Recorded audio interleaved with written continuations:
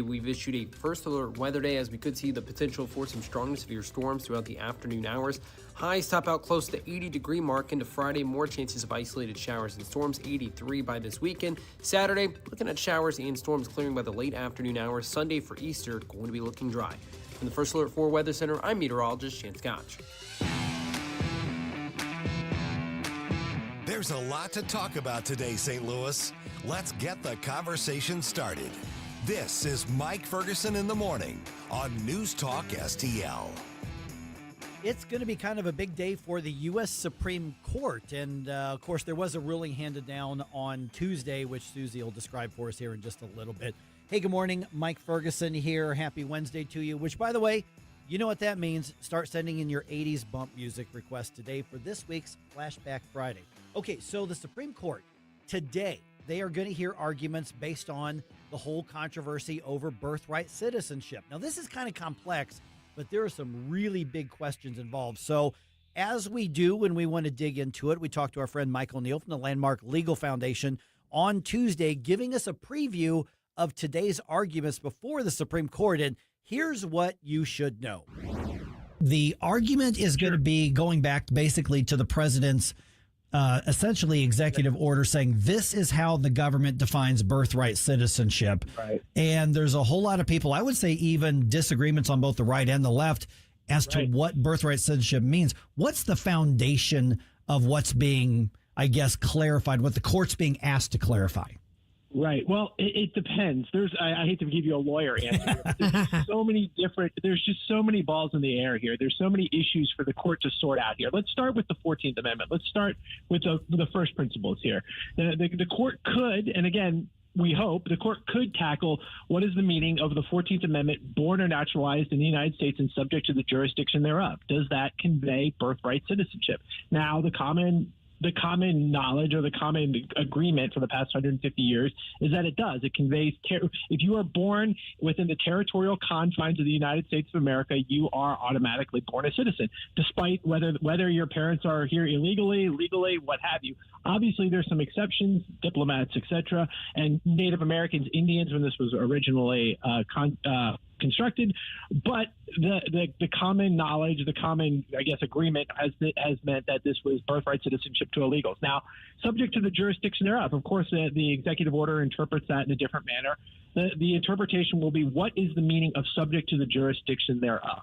Now, I think if you're going to start on a constitutional analysis, I would read the entire Section 1 of the 14th Amendment, and you see subject to the jurisdiction thereof. If you continue on in the 14th Amendment, there's another portion of it that has to do with the equal protection part, and that says the words in that are within its jurisdiction. So you see a contrast there. You see in the first part of Section 1, subject to the jurisdiction thereof, and then you see later on in that section within its jurisdiction. So I would argue, and I think you'll see the administration argue this tomorrow. Within its jurisdiction means territorial jurisdiction, and that means that's the due process clause of the Section 1.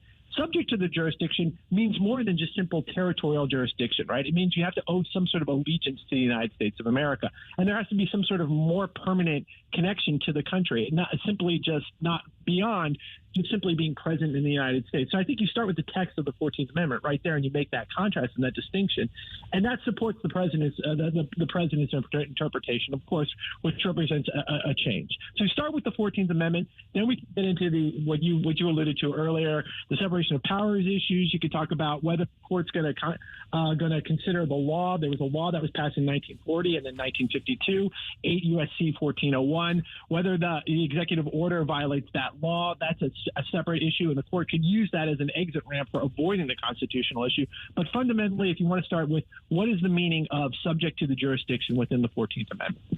Good morning, Mike. This is Susie Moore. You just kind of touched on my next question, which is this.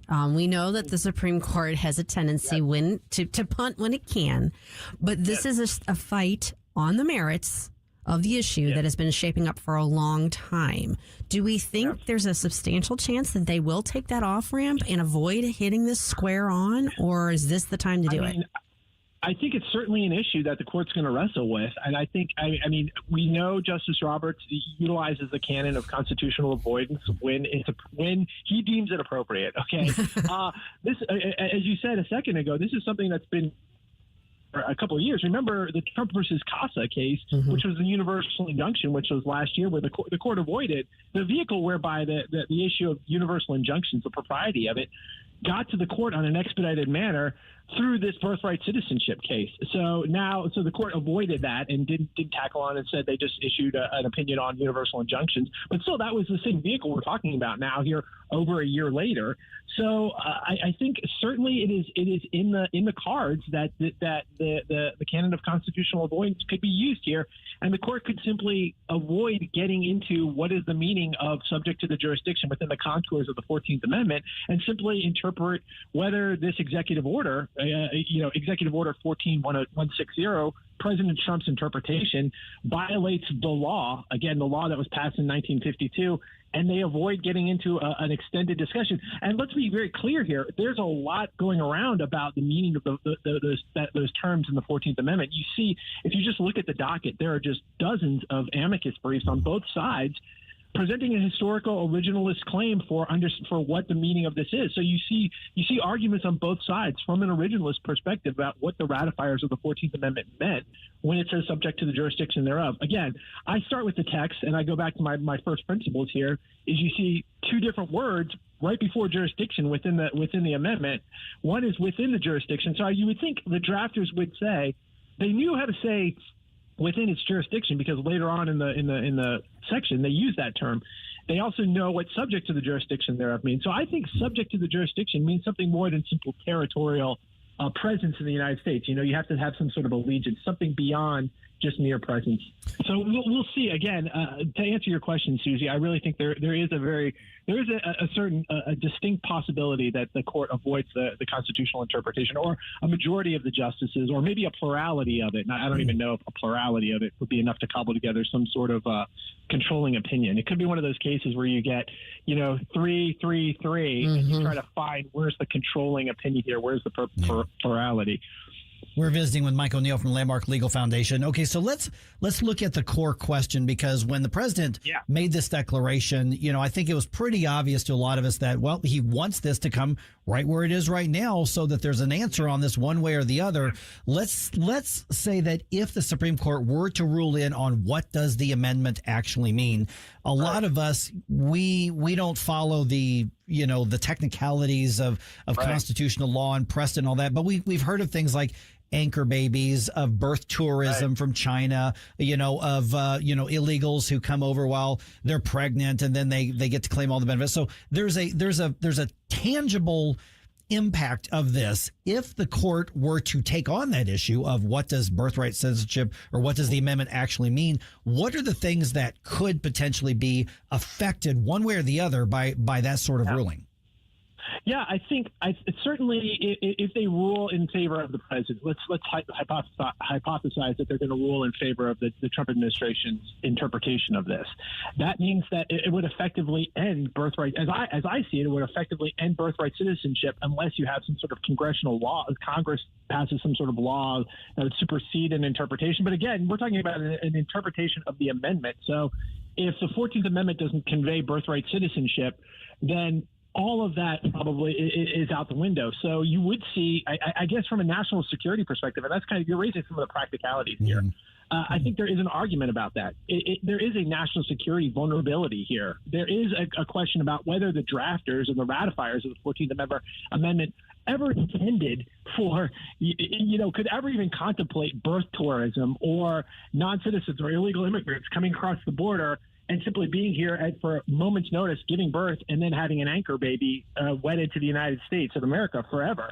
So I think that there's certainly an analysis to be done about whether the ratifiers could ever contemplate this, and that whether mere presence, again, is enough to convey citizenship. And I think if you really weigh it, and again, I've looked at a lot of these amicus briefs and obviously the briefs for the requisite parties, and I think if you weigh it, you see, I think the balance tends to go towards the argument for Trump, right? That the originalists, that the ratifiers never could have intended this, and that they intended something more than just, again, I keep repeating myself, but I think it's important to say, mere presence in the United States to convey actual citizenship. All right, Mike, this is more of a philosophical question, but one of the key cases on this issue that everyone always cites back to when we're talking about it is Wong Kim Ark, which is from Right. 1898, if I'm remembering correctly. Right. How is it that, we're 100 and almost 130 Right. years later and we're still arguing about what this means?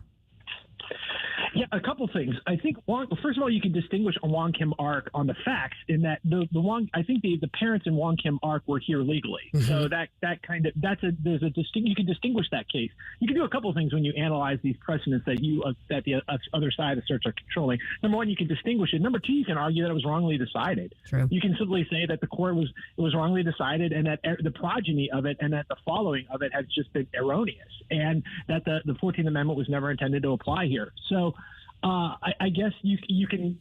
There are different ways to go at Wong Kim Ark, and I think you're going to see that tomorrow. You're going to see a distinguishing. You're going to see a method to distinguish it, an effort to distinguish it. You're also going to see an effort to argue that it was just wrongly decided. That the evidence on the record in the 1860s, in 1866, 1869, when the 14th Amendment was ratified, and the Civil Rights Act of 1866, I think, or 1869 was passed. The evidence indicates that this was never intended. It was the ratifiers never intended to convey this incredible, massive right. And obviously, this is a huge right and privilege. I would assert to you it's a privilege to be automatically a citizen, just by simple nature of territorial presence here. I just don't think it's enough. I don't think they have enough to argue that.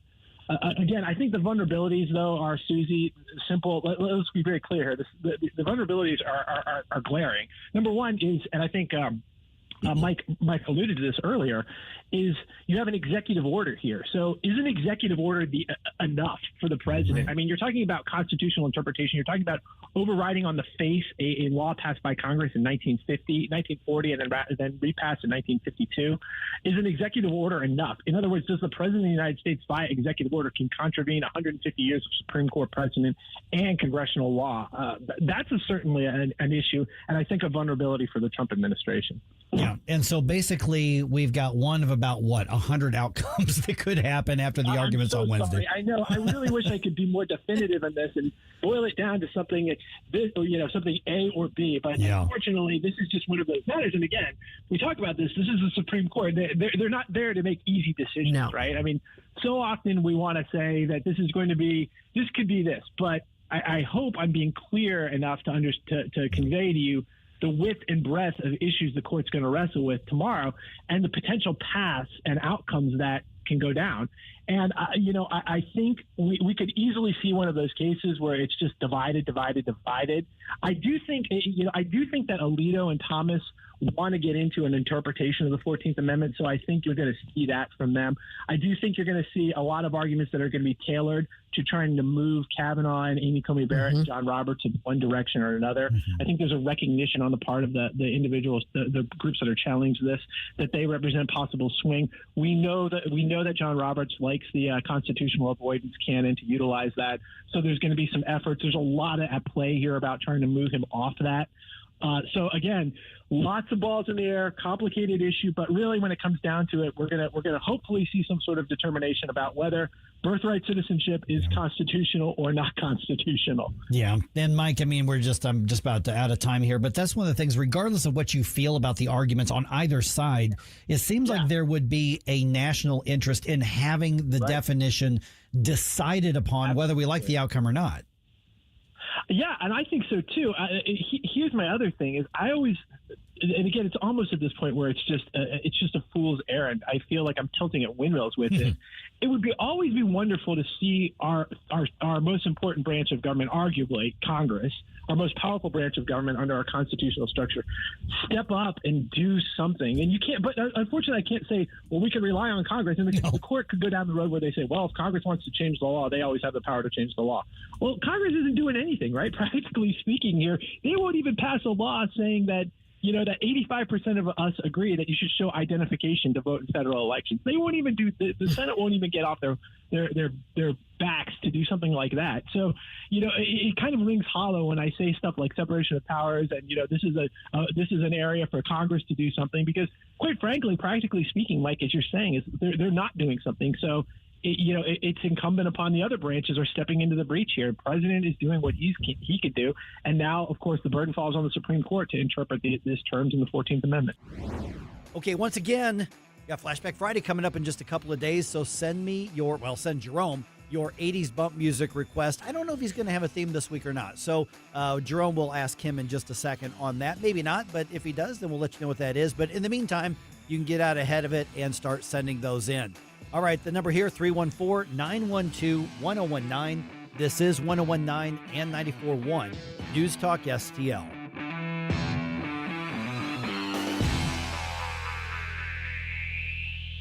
News, analysis, opinion. We cannot live in a world where we have radical Islamic terrorists threatening to hold the world's oil market and global economy hostage like this. 1019 and 94.1 News Talk STL.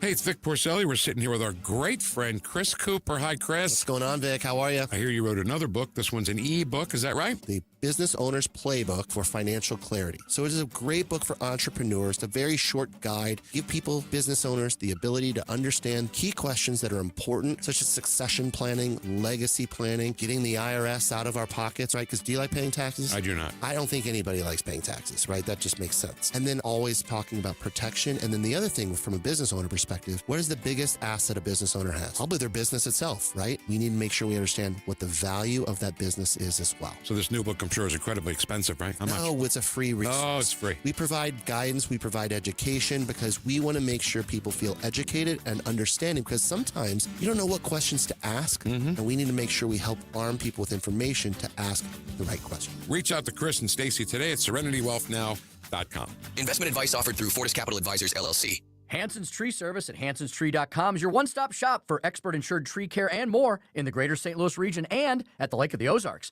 Visit hansonstree.com for 24/7 emergency tree care, grinding and land clearing, awesome organic mulch, green resource recycling, and more. Tim Jones here to tell you that whether you're dealing with old man winter at your home or business in the St. Louis region or preparing your lake home for spring, call Hanson's to help you out. No job too big or too small. Mention News Talk STL. Receive 10% off all tree care services. hansonstree.com, hansonstree.com. Rhino Shield is far superior to even the best traditional exterior house paint. Rhino Shield is 8 to 10 times thicker than paint and comes with a 25-year transferable warranty. Rhino Shield is the only ceramic coating company that has been chosen by Disney, This Old House, and 3 times on HGTV's Curb Appeal, where every episode is concentrated on unpainted brick, bonds and seals to stucco, wood, hardy, block, color lock, masonite, and more. No better product for those steel aluminum-sided homes that have become, chalky and tired looking. We coat sloped and flat roofs to extend their lives too. After 15 years, we've got a great reputation and a superior product. As long as it's affordable, why wouldn't you do it? Before you make the costly mistake of painting with traditional paint, you'd be best served to call Rhino Shield today. We are the experts and our evaluations are free. 877-25-RHINO or 877-25rhino.com. Tell them, ladies. Don't paint, don't Rhino, go Rhino Shield. Never paint your house again. Rhino Shield. 1 in 4 women will have an abortion before the age of 45 in this country. That's the tragedy we must work to stop. Mike Ferguson from The Morning Show here, and that is why Reach Reproductive Health is here, to empower parents to save the lives of innocent children and to see these families come to Christ. And you can be a part of saving and changing lives. So pray and visit outreachforlife.org to learn more, volunteer, and donate. That's outreachforlife.org.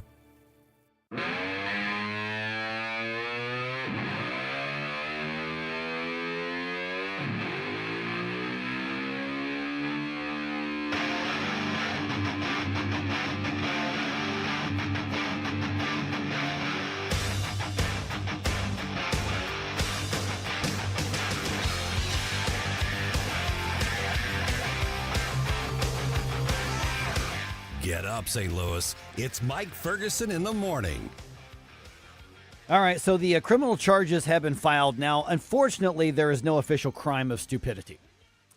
Yeah, that's a real tragedy. It is. And so I've got the basic details in the news dump coming your way here in just a couple of minutes. But the 2 women who caused that Amber Alert hoax, as of like early this morning, every news report I could find on it says they're still in jail. Good. And they're being held on a $10,000 cash-only bond, meaning you can't just come up with $1,000 from a bail bondsman and then you're out. They've got to come up with $10,000, and I'm going to go out on a limb and guess they don't have $10,000 lying around. That's all I'm going to say there. Okay. So the St. Louis County Police Department put out kind of a lengthy press release statement. You can find it on their Facebook page. You can find it on their social media. So the story gets dumber and dumber and dumber the more you read it. Oh, no. I mean, it's, and I'm not trying to make light of it because it was a really serious situation, abusing the Amber Alert situation. The whole metro area was scared to death that a little 5-year-old girl was in danger. And then it turns out not only did they just make it up, they did so after going about their business for a while, after the car was stolen. So it turns out the Jeep being stolen, that looks like that is real. That actually did happen. So once they realized the car was stolen, the one woman drove the other to work in their other car. Then they called their bank and said, hey, because they financed it through the bank, hey, can you track this GPS or something so we can find our stolen car? Then when they couldn't do that, then they called 911 and then made up the story about the little girl being stolen. Wow. After who knows how long to do all the other stuff. And so they're now still in jail. And this is truly one of those cases where I don't want to have laws that punish thought. But if there's a way we can allow freedom of thought and still criminalize stupidity, yes, I'm open to the pitch. I'm just saying, even the libertarian side of me is open to the argument. Let me hear it.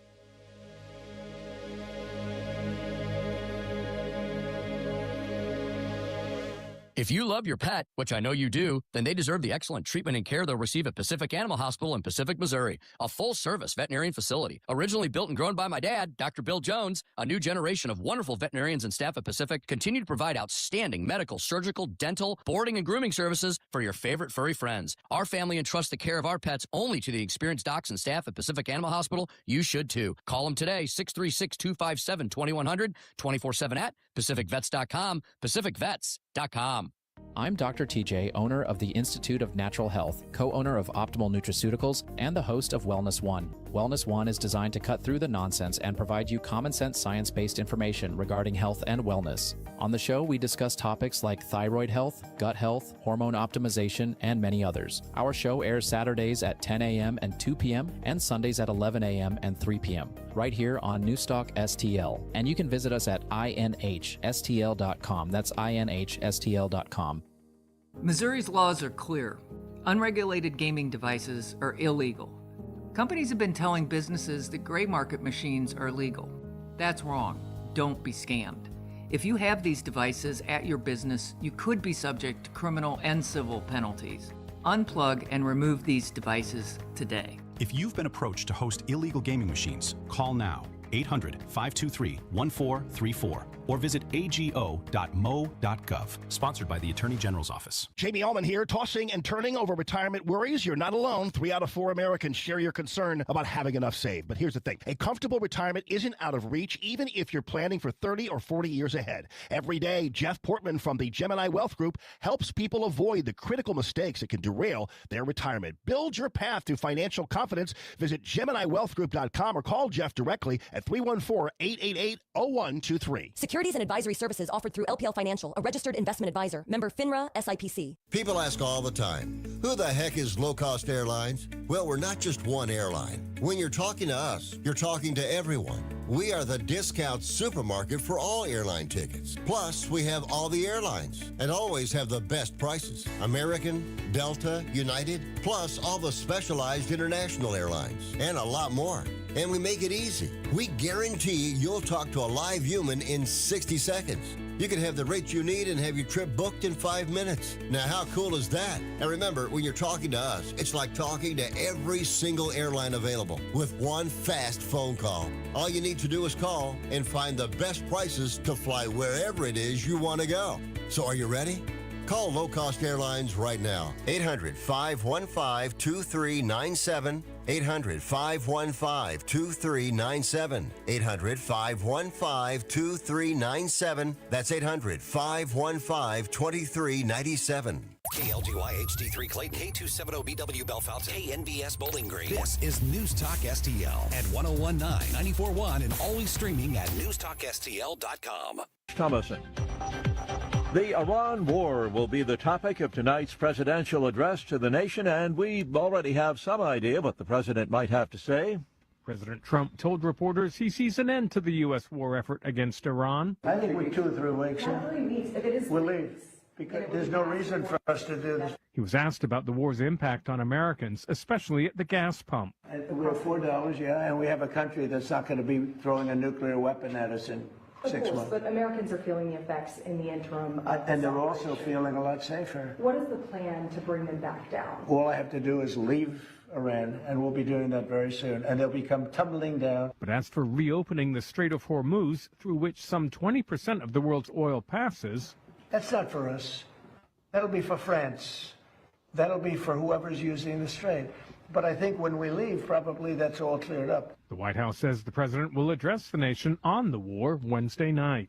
Ben Thomas, Washington. Iran has hit an oil tanker off the coast of Qatar. Kuwait's airport targeted as well. On the other side, airstrikes have hit underground military targets in Iran. When the Supreme Court hears arguments today on the question of birthright citizenship, the president will be in the High Court gallery. He plans to attend those arguments in person. Mr. Trump has signed an executive order designed to crack down on mail-in voter fraud. The president says mail-in voting has been subject to rampant cheating.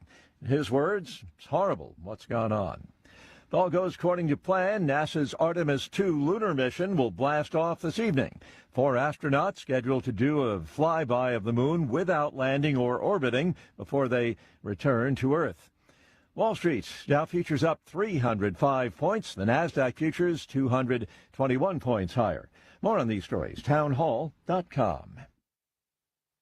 Spring cleaning isn't just for your house, it's for your life. If your job is getting old, it's time to clear the clutter and spring into IT. Go to My Computer Career. My Computer Career helped me get the skills and certifications I needed to start a new life as an IT professional in months, not years. Earn the certifications the top employers are looking for right now. Visit mycomputercareer.edu and take the free career evaluation to see if it's time to spring into IT. Financial aid is available to those who qualify, including VA benefits. Coming to movie theaters from Sight and Sound Films. George Whitfield has arrived to awaken the colonies. One man was led by faith. Arise! Come forth! The other was a man of reason. I am just the lightning rod. And who is the saucepan? This Easter weekend, an unlikely friendship shaped a nation. One candle illuminates 1,000. A great awakening. In theaters April 3rd. Rated PG-13. A one-time American. From the Michaels Flooring Outlet Weather Center. I'm meteorologist Shane Scotch with your first alert forecast. We're going to be tracking scattered showers and storms throughout the day. Highs close to 70-degree mark. Then into Thursday, we've issued a first alert weather day as we could see the potential for some strong severe storms throughout the afternoon hours. Highs top out close to 80-degree mark into Friday. More chances of isolated showers and storms, 83 by this weekend. Saturday, looking at showers and storms clearing by the late afternoon hours. Sunday for Easter, going to be looking dry. From the First Alert 4 Weather Center, I'm meteorologist Shane Scotch. This hour of News Talk STL brought to you by Chris Cooper and Serenity Wealth Management. Business owners, download your free playbook for financial clarity at SerenityWealthBiz.com. That's SerenityWealthBiz.com. Hey, Jamie Ullman here for Window World. Did you know that Window World offers a lifetime warranty that covers all parts, glass breakage, and labor? They are one of the only 2 replacement windows with the Good Housekeeping seal of approval. Window World St. Louis has been owned and operated by a group of born and raised St. Louis residents for more than 23 years, and now Window World is offering 36 months same as cash financing with approved credit. Call them today, 800-GET-WINDOWS for a free in-home, no-pressure estimate. That's Window World at 800-GET-WINDOWS. Tim Jones here to introduce you to your new favorite roofing company, Corel Roofing. There were 4 major storms last year. Did your roof take a hit? Do you even know?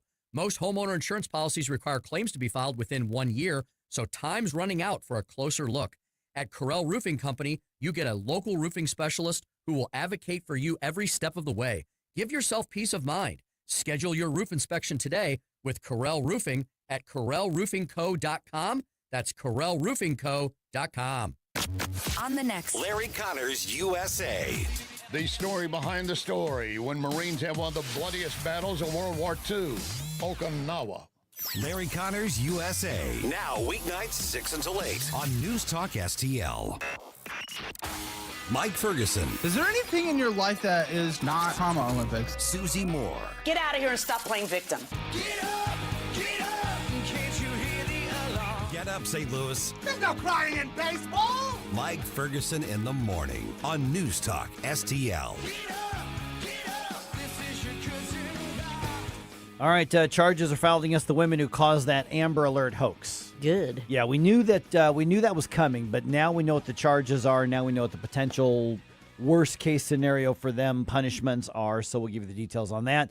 The president plans to address the nation tonight about the war in Iran, and also what are the social rules for April Fool's pranks. Oh. Turns out there are some social rules, according to the interwebs. Oh, that's probably necessary. Probably. It probably is. All right, 6:06. Let's go and get started with the news dump here. Successful dump. Wake up, America. It all worked out. They got all the news. The morning news dump.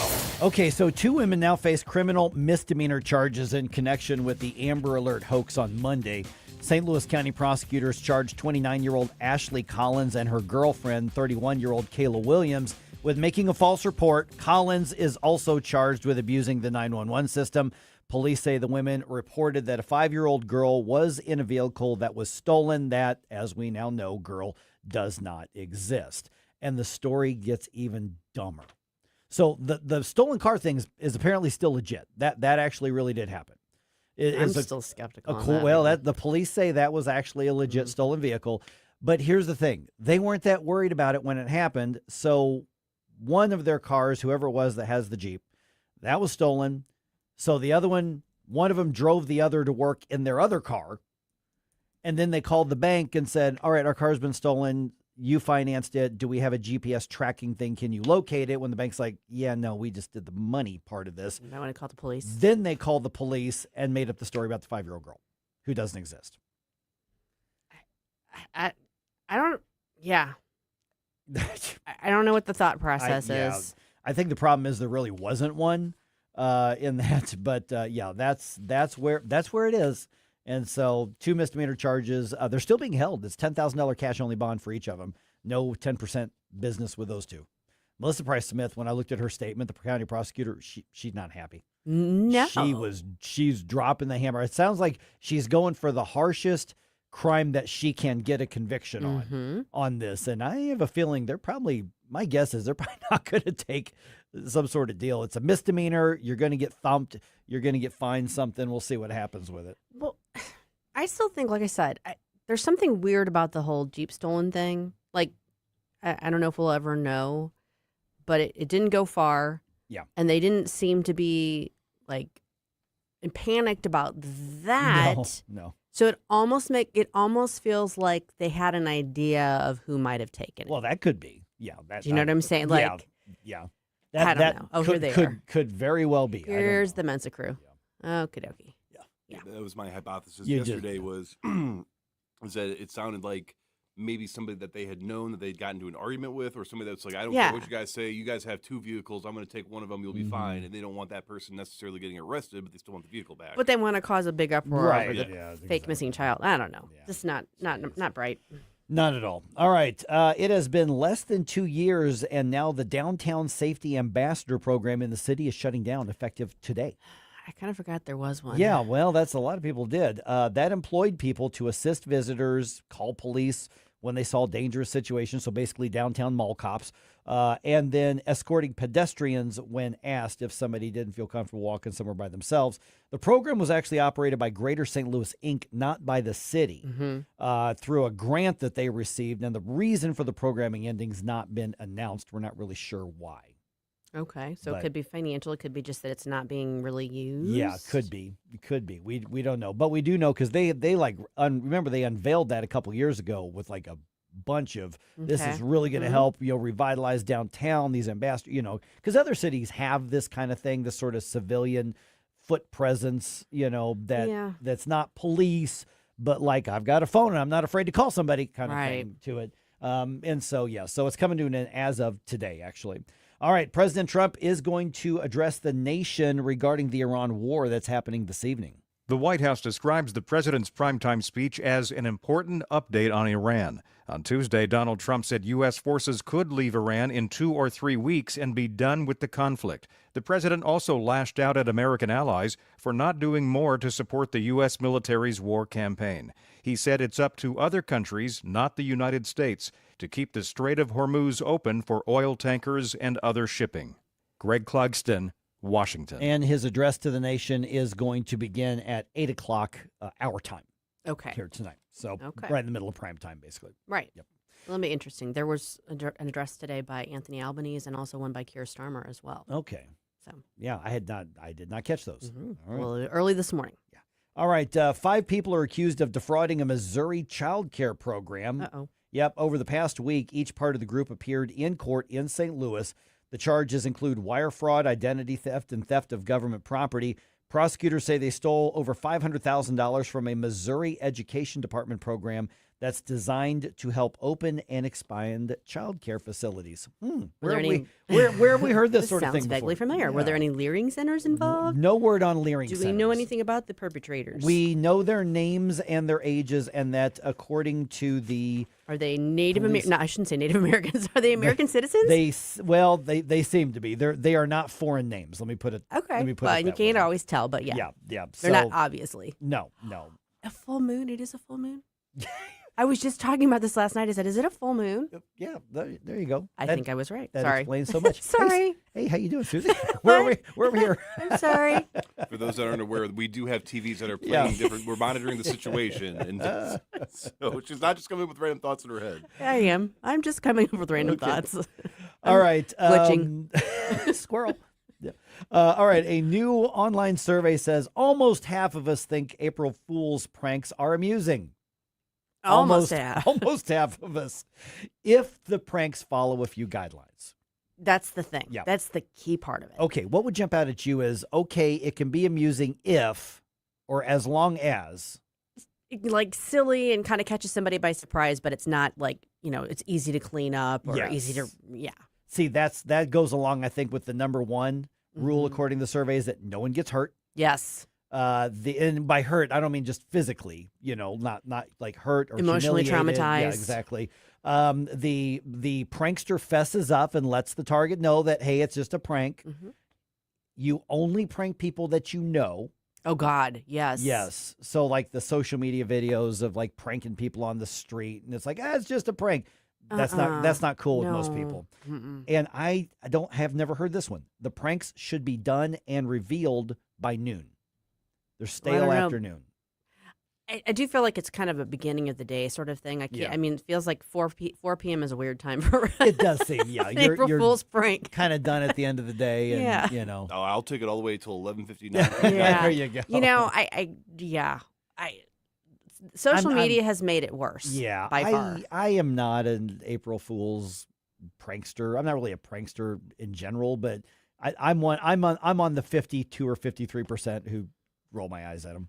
I would put myself in the good sport category. Yeah. So I think I was telling you yesterday, I have a former coworker who kind of has made it his thing to be the April Fool's prankster. So every year, everyone wonders what sort of, and he's come up with some pretty elaborate ones. Yeah. And he's enlisted my help. He had enlisted my help in them at times. And so it was kind of fun to go along with that. Some of those are kind of fun, though. Like planning them out and knowing about them for Like a while. filling kind of- somebody's cubicle with balloons and Right. stuff. That's harmless. Exactly. And it was all in good fun. And again, some pretty elaborate. But yeah, there's a line. Okay, we're going to talk about this a little more depth later on today. This is interesting. An NBA player has been fired for speaking up against the league's LGBT promotions. Did you hear about this? I saw that. Yeah. I didn't read the whole thing, but I The saw that. Chicago Bulls have released Jaden Ivey after his religious-based comments on social media. Here's just a little bit of it. They say, come join us for Pride Month, to celebrate unrighteousness. And this was part of just some lengthy, videos he put on social media. The Bulls say Ivey was waived for, their words, conduct detrimental to the team. And ESPN confirms that is in reference to his religious-based statements opposing the LGBT promotions. I'd love to have them square that circle. Like, what was, I mean, you could say you don't agree with or approve of his comments, but how was that detrimental to the team? That part has not been answered. Some of the sources in the ESPN article say that, well, he was just like super preachy around the locker room, and I guess he's like really, really outspoken about his apparent newfound faith. Which is often the case. Oh, yeah, I've seen that many, many, many times. Yeah, without a doubt. Yeah. And so, but ESPN frames it as he was waived and he was fired because of his outspoken opposition to the LGBT This is stuff. almost a first. Like a professional sports player being dismissed because of their views. As far as I can remember, at least on LGBT stuff, I can't remember anybody over nobody's views. coming to mind. I mean, they've got ones that are accused of murder and domestic abuse and rape and that sort of thing. You still that put him on aren't TV as a commentator. Correct. Ray Lewis. So it's interesting that I can understand how if someone is getting very, very into it, it might make other people uncomfortable. I do understand that, regardless of, Oh, my dad was a pastor for 50 years, a Baptist pastor, a legalistic Baptist pastor. And even there were a couple times I heard him go, geez, that guy's too religious. Right. I mean, there is a point at which you're making people like uncomfortable. You can do that. That's weird. Yeah. Something weird about that. Cardinals even up their series with the Mets on Tuesday. Final score, Busch Stadium, 3-0. Ramon Urias had a home run in the 7th inning. Andre Palante got the win. He went 5 scoreless innings. Cardinals only give up 3 hits the whole game. Wow. Yeah. The series wraps up this afternoon with a 12:15 game. Matthew Liberatore will be on the mound to start this one. All righty.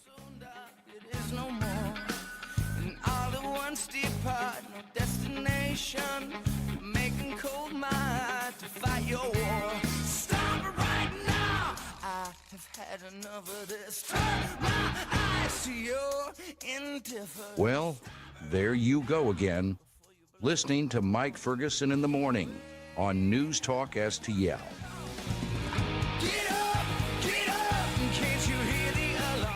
You've heard people talk about comfort food, and sometimes, especially in the morning, what you really need for comfort food is just a fresh donut. That's why you got to check out my friends at Mario's Donut Restaurant. Mike Ferguson here for Mario's Donut Restaurant. And by the way, they don't just have delicious, fresh donuts. And I keep stressing fresh because if you go to the convenience store, you go to the gas station, you can get yourself a donut, and it's got that like crusty, white, yucky, dried sugar stuff all over it because it's not fresh. It was probably made during the Nixon administration for all we know, okay? It was made the same time that those Twinkies were made down there. But with Mario's, we're talking fresh donuts. They are delicious. We get them in here at the radio station like once a week. And even though I am like super into eating clean and healthy, I love myself a Mario's donut. But here's the thing. Check them out. They're on Mugi Road. Just type in Mario's Donut Restaurant on your GPS or look them up, mariosdonutrestaurant.com. They've also got great breakfast food. Get your eggs. You can get something healthy. Get a great cup of coffee. Sit down, enjoy. It's kind of a quirky, fun place to just hang out there on Mugi Road. So mariosdonutrestaurant.com. And by the way, they can even cater that office lunch. They can even cater that meeting that you've got or that birthday party. Breakfast, lunch, even dinner. They've got everything you need from donuts to dessert. mariosdonutrestaurant.com and tell them Mike thanks them for their delicious donuts, especially the ones with the sprinkles on them, because I've got the sweet tooth of an 8-year-old. Want a hands-free light that does not strap to your head or held in your mouth? Meet Dex Fingerlight at fingerlight.com. The Kryptonite ring fits any finger pointing light exactly where you need it. Place decoys, handle gear, get close to roosted gobblers, fast, easy, stealthily. 3 light modes, waterproof, extremely durable. Developed by a father and son's Missouri team, Dex Fingerlight is faster and easier than a headlamp. Use discount code TONY20 for 20% off at fingerlight.com. When you're approaching retirement, there are a lot of questions to answer. Do you have enough money to fund your income for life? How should you claim Social Security? And what's your plan for health care and long-term care? Hi, I'm Eric Robert, Director of Investments with the ClearPath Wealth Management Group at Stifel and host of On the Money Saturday mornings at 9 on News Talk STL 1019. Don't leave your retirement to chance. It's crucial to understand and address relevant risks before you retire. Our team can help you get organized, guide you through critical retirement decisions, and create an investment portfolio designed around your needs. To schedule your free retirement plan consultation, go to clearpathinvesting.com. That's clearpathinvesting.com. Or call us at 636-695-2650. That's clearpathinvesting.com or 636-695-2650. Stifel Nicholas and Company Incorporated, member SIPC and NYSE. This hour of Mike Ferguson in the Morning is brought to you by Stifel. Request a portfolio review from your Stifel financial advisor at stifel.com. That's STIFEL.com.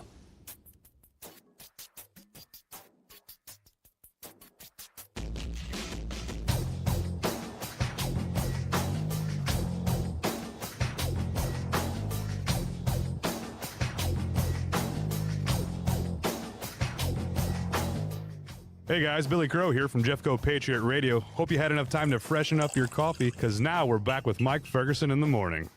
We've got a lot of court stuff going on today. There was a ton of court stuff yesterday that happened. Crazy. All right. Let's start with that big ruling that came down yesterday morning. Yeah. This is right really after we got off the air. Yeah, and we're gonna talk to one of the folks over at First Liberty Institute about this in like an hour and a half from now as well. But KBJ is angry. She not happy about this, and she's apparently the only Supreme Court justice who feels certain way about this big case here. Yeah. So basic details here: Childs versus Salazar. This is in Colorado, and so again, we're going to visit with our friends from First Liberty Institute who specialize in religious freedom. And by the way, any religious freedom. A lot of people say that's the Christian. They actually have defended, people of the Jewish faith, of the Islamic faith, I mean, the Hindu faith. Right. They just now most of their clients are Christians because most of the, activists in America are Christian. And so, but they specialize in anything religious freedom. So what this actually, and I was reading your article on this, Susie, over at redstate.com, and this has to do with a counselor, counsels, youth who are dealing with whatever, mental, emotional stuff. And there's a law in Colorado that says if they're coming in, as I understand it, and this I'm asking, if the kids come in and like, I'm a boy, but I think I'm a girl, I think I'm gay, I'm whatever the case is that the law says that counselors must affirm that, and they cannot discuss or encourage what's called conversion therapy or any sort of therapy or counseling or something that would try to direct them away from that lifestyle. Am I close? You're very close. Okay. Yeah. I mean, it's presented as a ban on conversion therapy, but it goes beyond the actual, it involves not just like physical type therapy, but actual discussion. Like you can talk about anything that affirms, but you cannot talk about, or encourage them to try and, not be affirmed. Be celibate. Go, whatever. Right. Yeah. Alternative. So it really gets into what you can and cannot say. And this particular therapist, her practice is all talk therapy. Yeah. That's all it is. And so she preemptively sued and said, this is infringing on my First Amendment rights. Right. And so the ruling itself wasn't about banning conversion therapy or banning anything. It was, the lawsuit, as I understand it, was about the regulation of what's said between a counselor and a therapist and a patient and a client. And I know I'm just kind of scouring the arguments for and against online. And from a legal perspective, there are some who say, well, wait a minute, we regulate and we don't allow some treatments and other things. We've decided that. So what is it about this set of rules in Colorado that went too far, basically? It's because it comes down to what they refer to as viewpoint discrimination. Right. And so it's one of those things where it's a little hard to kind of. Right. It's complicated. It is complicated. Yeah. And the thing that I felt a little bit frustrated with yesterday is that it was being presented as the Supreme Court struck down the law. They didn't strike down the law. B, they found it unconstitutional. They didn't just directly hold the law unconstitutional. What they said is, it looks like it probably is. It looks like it probably violates the First Amendment because it specifically discriminates based on viewpoint. And because it does do that, the lower courts needed to look at it with basically the most skeptical eye you possibly could. It's called strict scrutiny. It's a very high standard you have to apply. And they didn't use that standard when they looked at the law. So the Supreme Court said, lower courts, you need to take another look at the law and you need to apply this higher, heavier standard because it looks pretty much like it's probably violating the First Amendment. So did the lower courts then basically say, let's look at the law, it's okay, it's not, as opposed to let's look at a First Amendment right and is it violated by the law? Yeah, and I don't want to get too into the weeds. There's different levels of scrutiny that different laws may be facing. And this one that they basically just took as their rational basis for this law. And they said, yeah, there's a rational reason for it, so we're not going to really scrutinize it. And then the Supreme Court said, no, you didn't do that right. So they sent it back to the 10th Circuit, which is going to send it back to the District Court in Colorado, who's going to have to take another look at it and apply the strict scrutiny standard. You know, and here's the thing, once again, Colorado. There's a history here of Colorado specifically targeting traditional Judeo-Christian ethos when it comes to sexuality and business of any kind. Now, therapy and counseling and all of that sort of thing is obviously a whole different category than the cake baker or the website for developer. Designer. Yeah. So, but these are all Colorado. Yep. And all of them are dealing with laws in that particular state that says this viewpoint is accepted, this business practice is accepted, this one is not, even though it's got literally thousands of years of historic basis and roots. Right. You know, really, I mean, historically, it's been, I mean, you can't argue that this is and millions some of people who adhere to that perspective. Out of what you can agree or disagree, but sure, there's a clear faith-based application to this. And so you've got this pattern in Colorado. The only thing that makes this one different is because we're talking about licensed counselors. We're not talking about, the kid in the youth group comes up and says, hey, pastor, can we grab a cup of coffee? I'm struggling with something. Pastor can say whatever he wants. That wasn't addressed with this, but this deals with the business setting. Specifically with therapy. Yeah. And so again, it's not the case isn't over. And even the in the lower court, this was a case where the therapist was seeking a preliminary injunction. Like we haven't even gotten to the merits of the law even in the lower court yet. So this is long from over, but this is an important ruling from the Supreme Court saying, look, if you're saying you can say one thing and you can't say the opposite in this situation, you got to really scrutinize that. Is there a place for government in any of these settings? And I'm truly asking this as a wide open question. I don't know the answer to it. To say that there are some things that we just don't allow to happen in that setting. I mean, there is, like, for instance, there are compelled speeches that we know, for instance, if a kid says, well, my dad beat me or my mom touched me inappropriately or that pastor did something, they are compelled to report that. That's compelled speech, and we've all accepted. Yeah. For the most part, people have accepted that's okay. But is there any aspect of this where, from a free speech, freedom of religion, constitutional perspective, that a government would have an interest in saying, no, that's too far, you can't do that as part of our best practices and regulations? I think so, because you're talking about a heavily regulated profession. I mean, there is licensure. There definitely have to be boundaries in terms of what is and isn't acceptable. And that's not, this case isn't saying that there can't be boundaries. It's saying if you've got this specific boundary that says this viewpoint is okay to talk about and this viewpoint isn't okay to talk about, you're basically asking for that very heavy scrutiny. And this was an 8-1 ruling. It was an 8-1 ruling. So Ketanji Brown Jackson went off like 30-some pages with her lone dissent. What was that all about? 66 pages total. No, 66 pages total. Wow. 35 of it is Ketanji. Okay. So the majority opinion, and there's a concurring opinion from Elena Kagan as well. So she and Sotomayor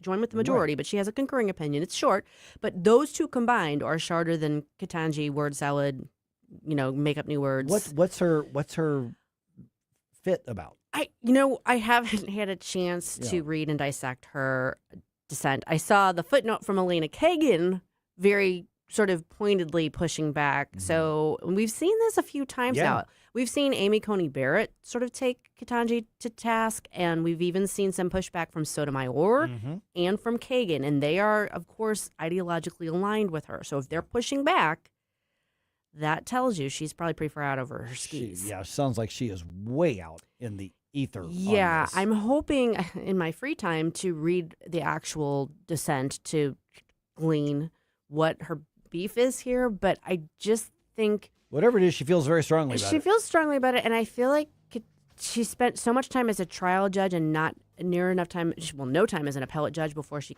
got this role, and I don't think she approaches this from an appellate judge's perspective. That's what I chalk it up to. If only our audience would put as much time and effort into this. Or if she did, as our audience puts time and effort into getting 80s bump There you music go. requests to be. There we Because go. you know what today is, right? It is. It is Bump Day! Day! Where I'm asking all of you for your 80s themed bump music requests so we can play it on Flashback Fridays. So, let me know what you want to hear. It has to be on the charts in the 80s. And let me know what time you listen so you can actually hear your request. Jerome at NewsTalkSTL.com.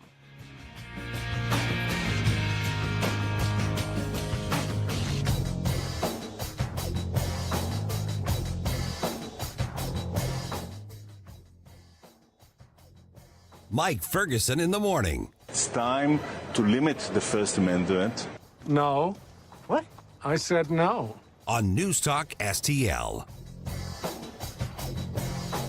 From the Michaels Flooring Outlet Weather Center.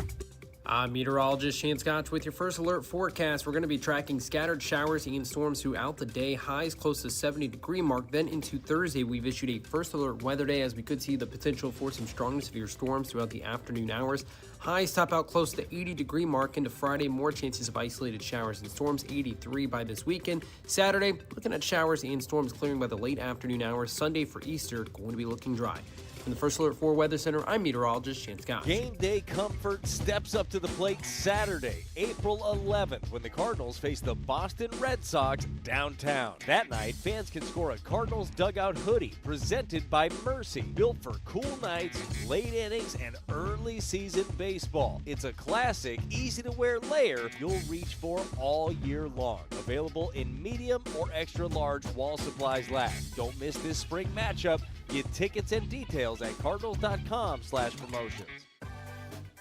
Every Sunday home game is a Kids Sunday at Busch Stadium. From Team Fred Birding games to a kid-friendly DJ, ice cream, and family favorite activities. Sundays are built for young fans. Plus, select Sundays feature kids run the bases after the game. It's a day made for smiles, memories, and Cardinals baseball together. Make Sundays your family tradition at Busch Stadium. Tickets and details at cardinals.com/kidsunday.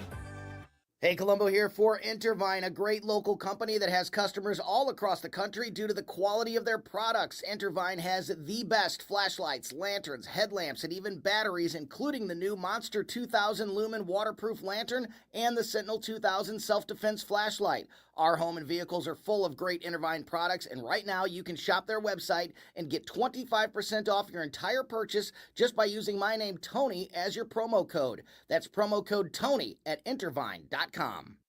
If you have a phone, you have a radio. Download the all-new News Talk STL app. Love the all-new News Talk STL app. On my way to work in the morning. Usually I'm in the car. I listen on the app in my car every morning going to work. Download the News Talk STL app and listen anytime, anywhere.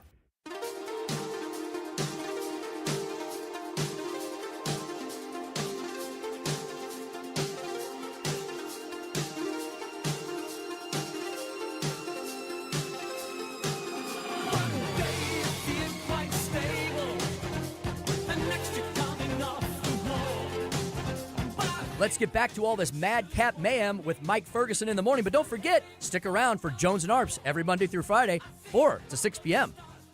About a 4 on the Susie dance scale there. Hey, I still got a bad knee. Oh, that's right, yeah. Well, at least she's bobbing a little. Yeah. That's what I say, about a 4. So it's got that mid-range. 80s Mid-range, yeah. vibe to it. Exactly. All right, 6:34 right now. A couple of President Trump's initiatives get setbacks in court. Speaking of court stuff.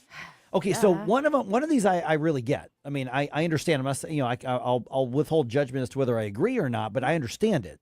The other one I don't get. So I'm hoping you can enlighten me on this one. can try. We can try here. Let me start with the one I don't get. A judge rules that PBS and NPR cannot be defunded by the government, by the president here. And, but here's the thing. I think their First Amendment argument is hogwash on this. Secondly, didn't Congress vote to not fund them? You caught yourself there in that you just explained it. Okay. He ruled that the president can't, because you might recall this. In May of last year, President Trump issued an executive order defunding them like with what was being spent then. Okay, yeah. In the rescission package, Congress said we're not going to fund them for fiscal year 26 and fiscal year 27. That stands. Right, okay. This is just about the money that was on the table at that point in time in May of 2025 and whether the president has the authority through executive order to withhold that and claw back what they'd promised. So withhold what Congress had was authorized already at the time. Yeah, was already out already appropriated and was already part of the mix, and he was saying no. So that's just as to basically fiscal year 25 money. Yeah.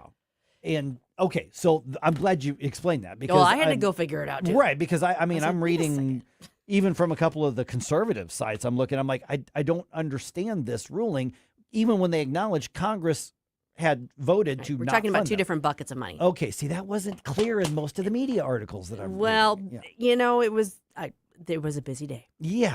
But I'm looking at some of our friends, Newsmax and some of the others, and so the arguments on that. Then I want to get into this thing with the White House and the ballroom and the construction, because what a mess that whole thing is.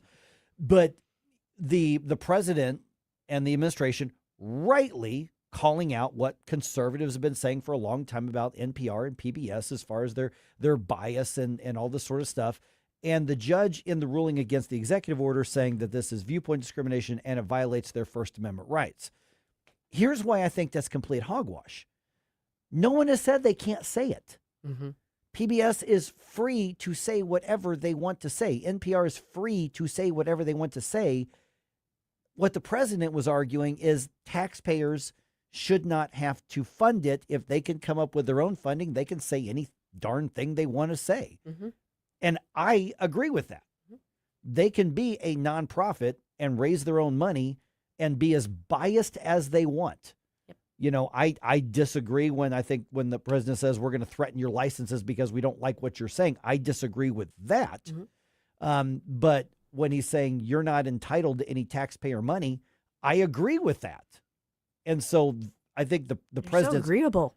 Sometimes, because that's when you think of Mike Ferguson, you think agreeable. Always. That's what right you next always to think. in the dictionary. Yep. That's right. That's just it's me. And so I completely I think the president's completely right about this. And so I think PBS and NPR are just full of crap like usual. Except when Ken Burns documentaries on. I do love the Ken Burns documentaries.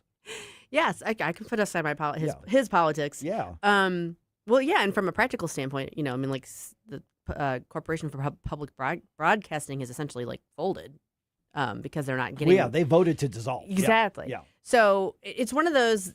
Yeah, there's this 62-page opinion from Judge. I think this was Randolph Moss.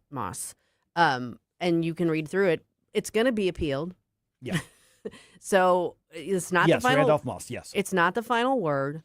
And it is a little confusing because of the two different methods of approaching the funding. So if the whole question of Congress voting to not fund them is not an issue, that's not part of this lawsuit, then this doesn't have any real effect. Retrospective effect. Right. The money that was taken away could theoretically have to be re-given. I don't know. I don't remember all the specific details of what exactly was done and not done. But so, yeah, but from a practical standpoint, no. Yeah. So what's the point in appealing? Just hoping. The principle of the matter. Okay. So executive, one of the things this administration is doing very definitively is trying to map out, the parameters of executive authority versus legislative versus judicial, and this is another one of those cases that kind of stakes it out. Yeah, and there are several cases where I think that President Trump is building a presidency that is too powerful. Mm-hmm. And we've talked about Congress needs to do more. Congress was supposed to be the primary driver of policy in this country, and I think Congress is abrogating a lot of its responsibility. Big time. But for instance, in the article I'm reading, let me just read it. Meanwhile, NPR President and CEO Catherine Maher calling the ruling a decisive affirmation of the rights of a free and independent press. But you're not free and independent. You're taxpayer subsidized and funded. Well, don't let facts get in the way of it. Yeah, I was going to say you are literally government media.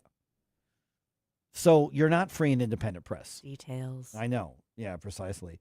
Okay, so that brings me to the other one. And here's the one where I kind of get the ruling, though. And I know that the president's hopping mad about this one. And this has to do with his literally knocking down the east wing of the White House to rebuild it, build the new ballroom, and then I guess some security stuff underneath and all this kind of stuff.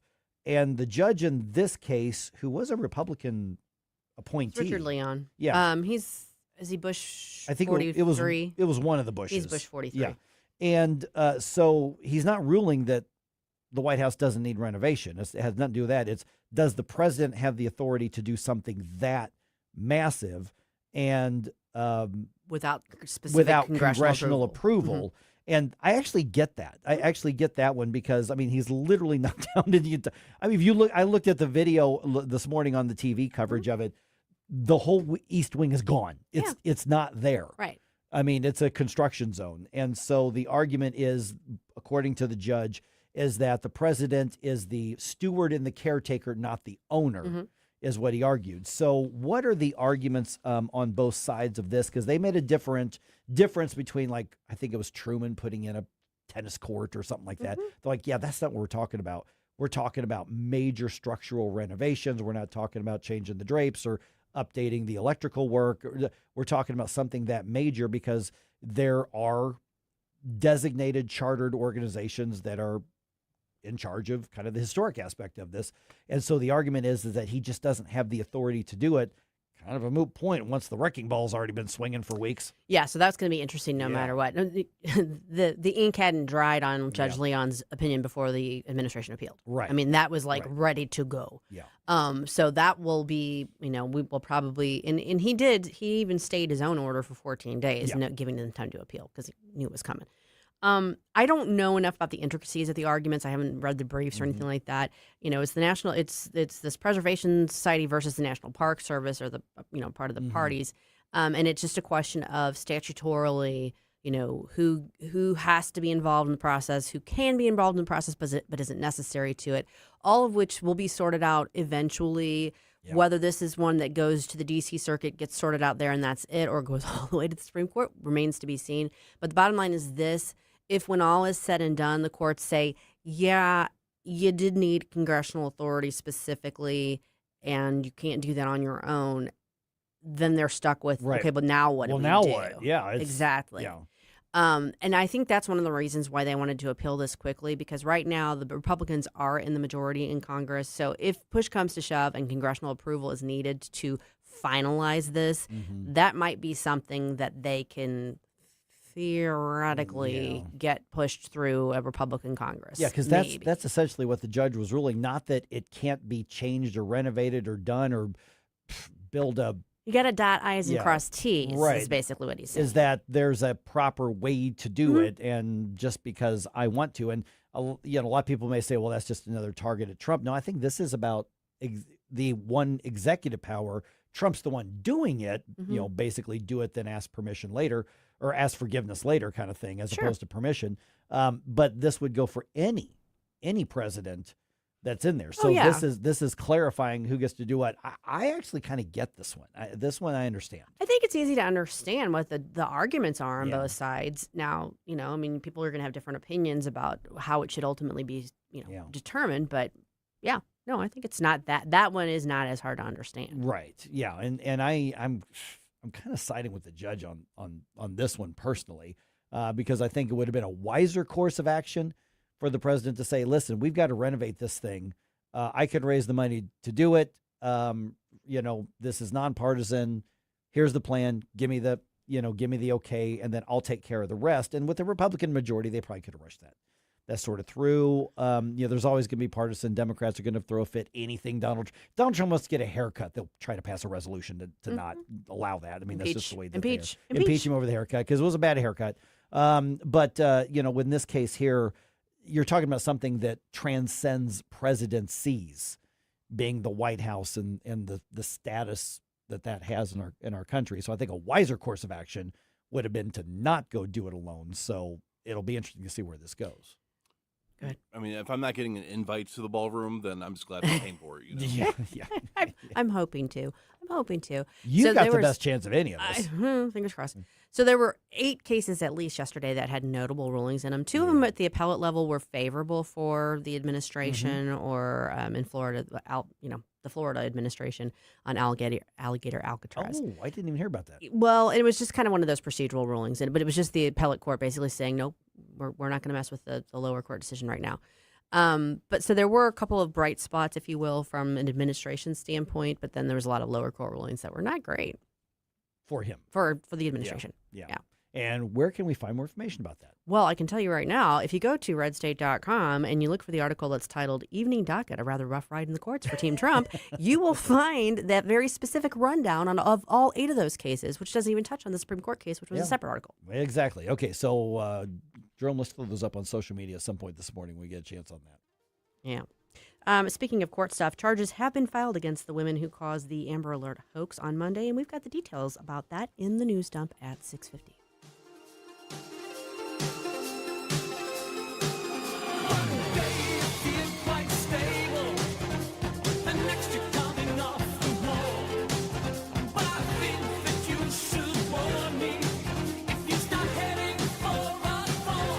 Mike Ferguson in the morning. We hear about wokeness, but let me just say, we woke up. On News Talk STL.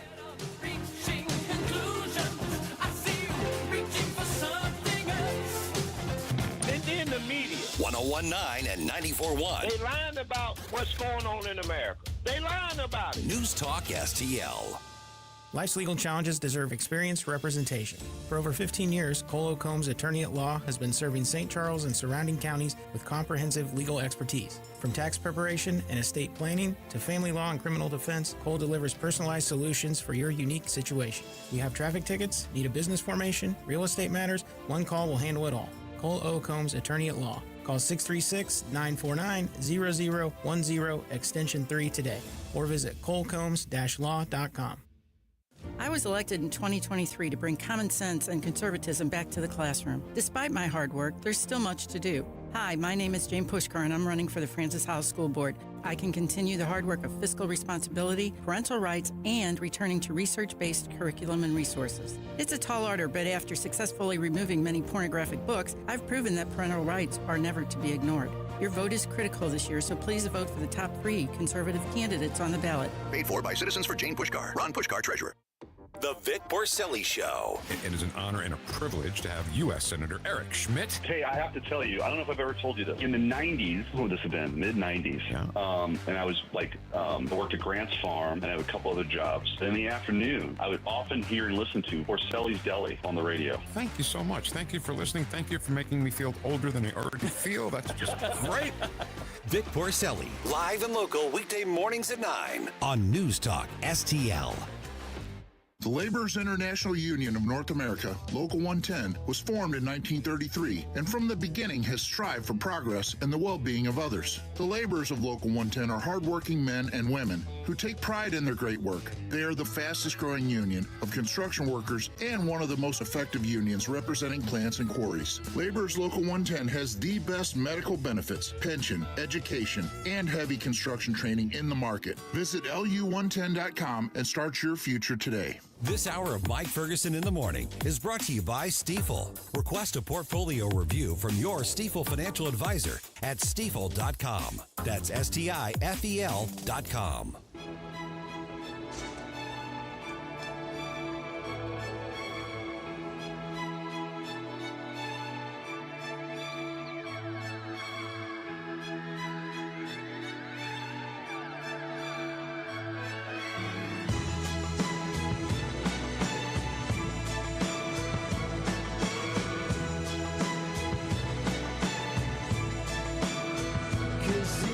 Bill O'Reilly here. Check out the O'Reilly Update this afternoon at 3:45.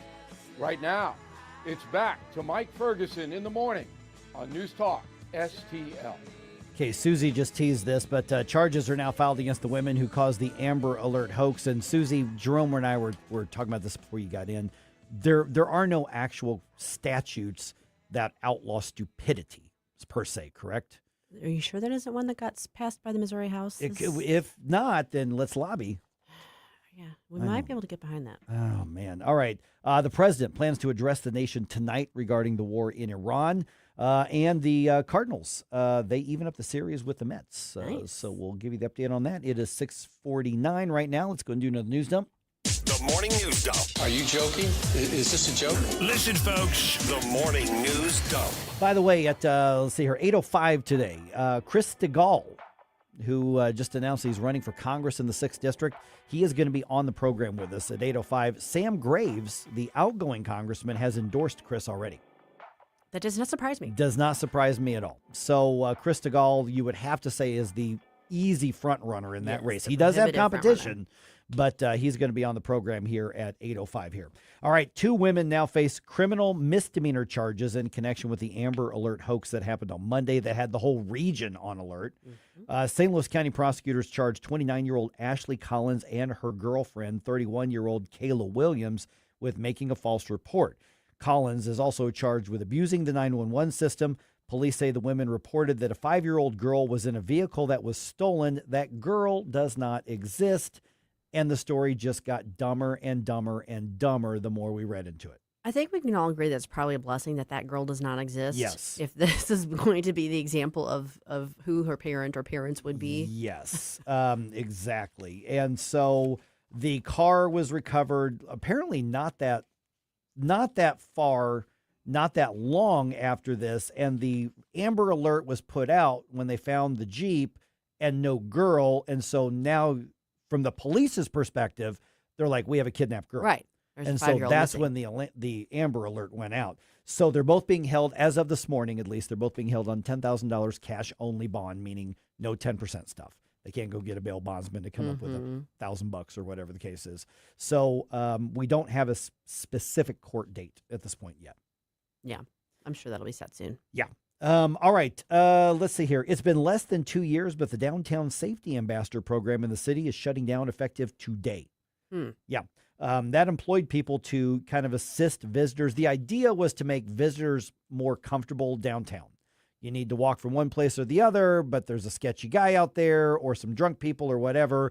Hey, give us a call. We'll come escort you and walk with you. If something crazy is about to happen, we're going to call the cops, like a mall cop kind of thing. And it was basically there to sort of be reassuring to people. Yeah. We got another set of eyes on this. This was actually a private operation operated by Greater St. Louis, Inc. through a grant that they received. We don't know why it's ending so abruptly about a year and a half in. The grant they had was supposed to last for like 3 years, so they made it about halfway.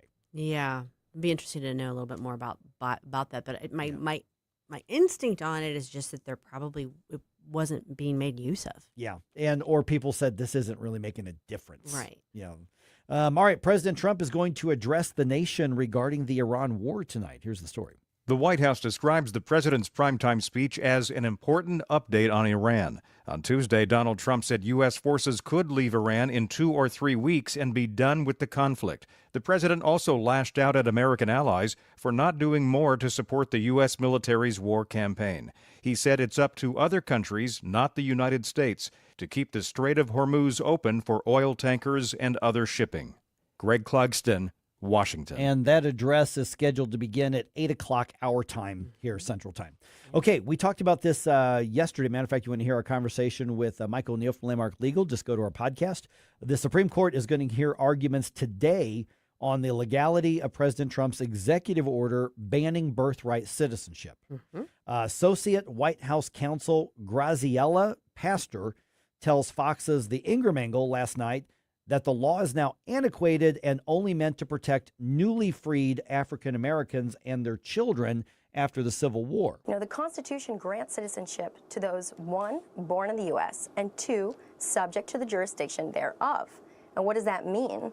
Well, tomorrow we're going to be arguing in front of the Supreme Court that history shows that it means that an individual owes their primary allegiance to the United States and not a foreign power. President Trump says he might actually attend the hearing, which I think would be a first for a sitting president to actually attend a Supreme Court argument over something that he's involved in. I've seen it said that it was the first. I'm not 100% sure of that. There is an actual chair in the courtroom that is designated as the president's chair, although that's usually from a ceremonial standpoint. Right. So this would certainly be it would certainly a very rare occurrence. Yeah. If it's it's on his happened. schedule to attend. Yeah. So that could very well be. So we'll see what happens with this. But of course, we're not going to have a ruling for who knows how long. No, all we're going to be able to do is kind of read between the tea leaves and based on the the questions that are asked from the justices during the argument. Yep. All right. 5 people are accused of defrauding a Missouri child care program. So it's kind of like Minnesota, just here. Minnesota Light. Right. But there are some differences. Over the past week, each part of that group of 5 people appeared in court in St. Louis, and prosecutors say that they were operating as a group. The charges include wire fraud, identity theft, and theft of government property. Prosecutors say they stole over $500,000 from a Missouri Education Department program designed to help open and expand child care centers. Wait a second. Yes. So we're only talking $500,000? Correct. That's pocket change. Yeah, exactly. These are not even good fraudsters. What the heck? No, these are rookies. So it's LaDonna P. Smith, Dennis L. Douglas, Dion Flowers, Princess Jones, and Toy, T-O-I, Jones.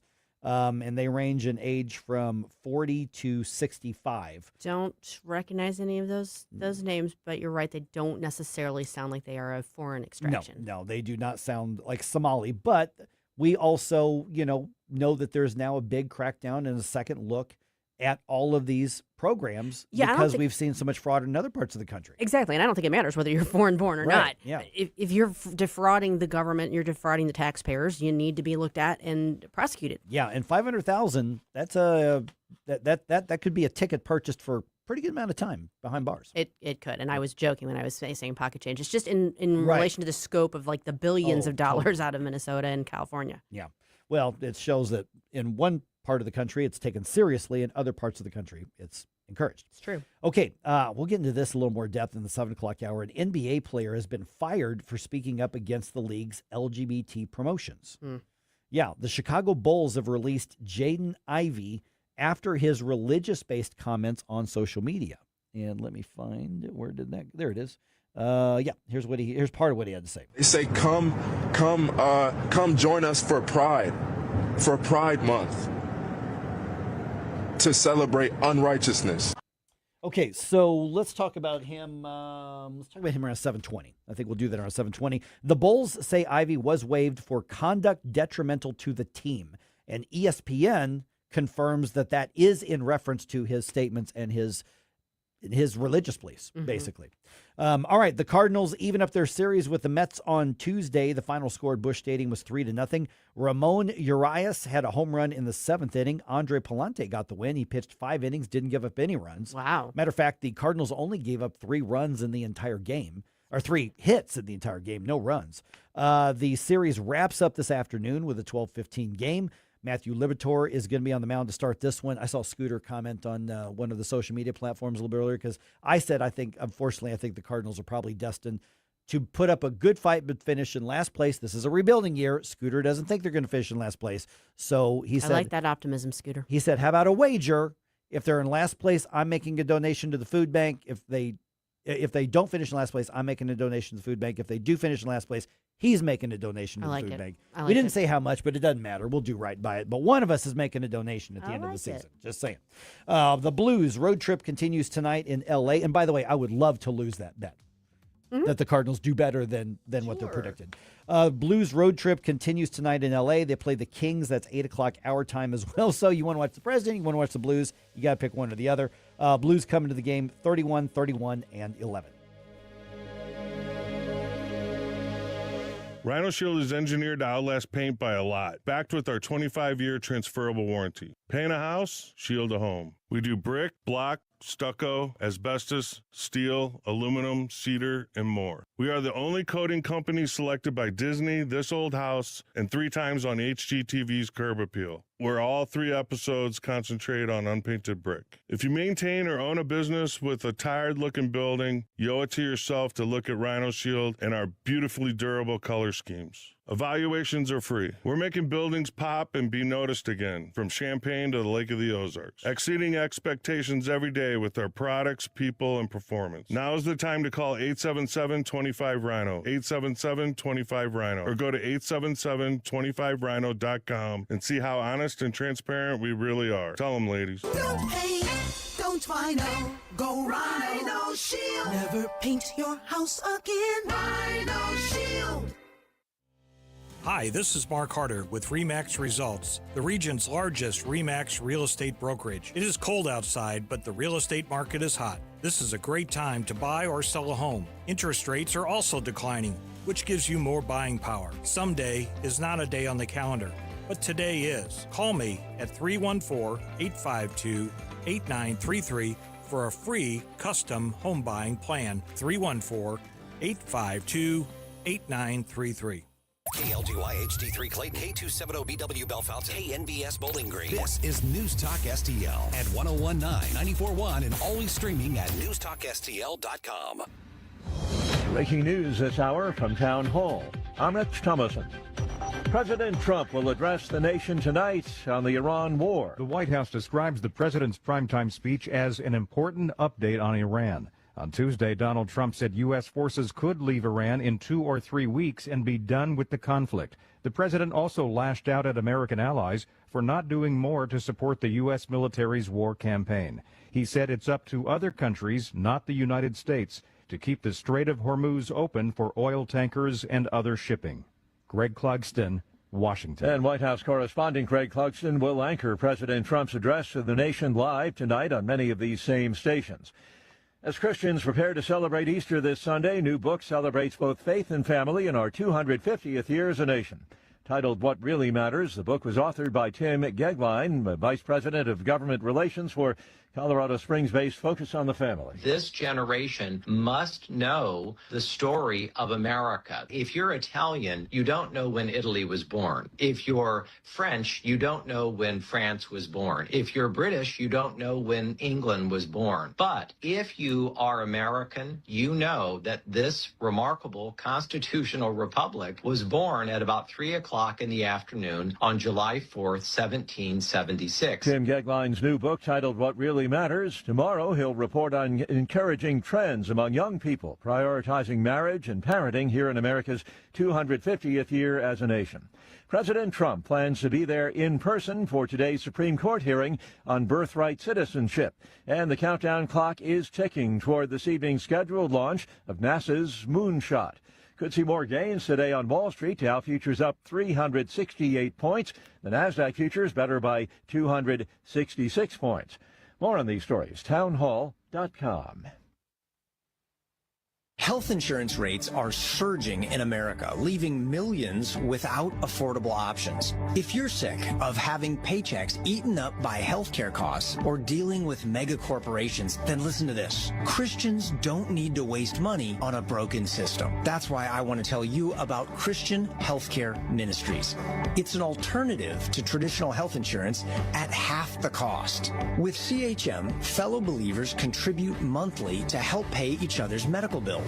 There's no enrollment period, so you can join anytime. And you aren't restricted to provider networks, so you choose the doctors and hospitals you want. It's that simple. CHM is not insurance. It's a ministry that puts faith into action. Feel the difference of financial support and biblical care from fellow believers. Join CHM today by visiting chministries.org/wellness. That's chministries.org/wellness. From the Michael's Flooring Outlet Weather Center.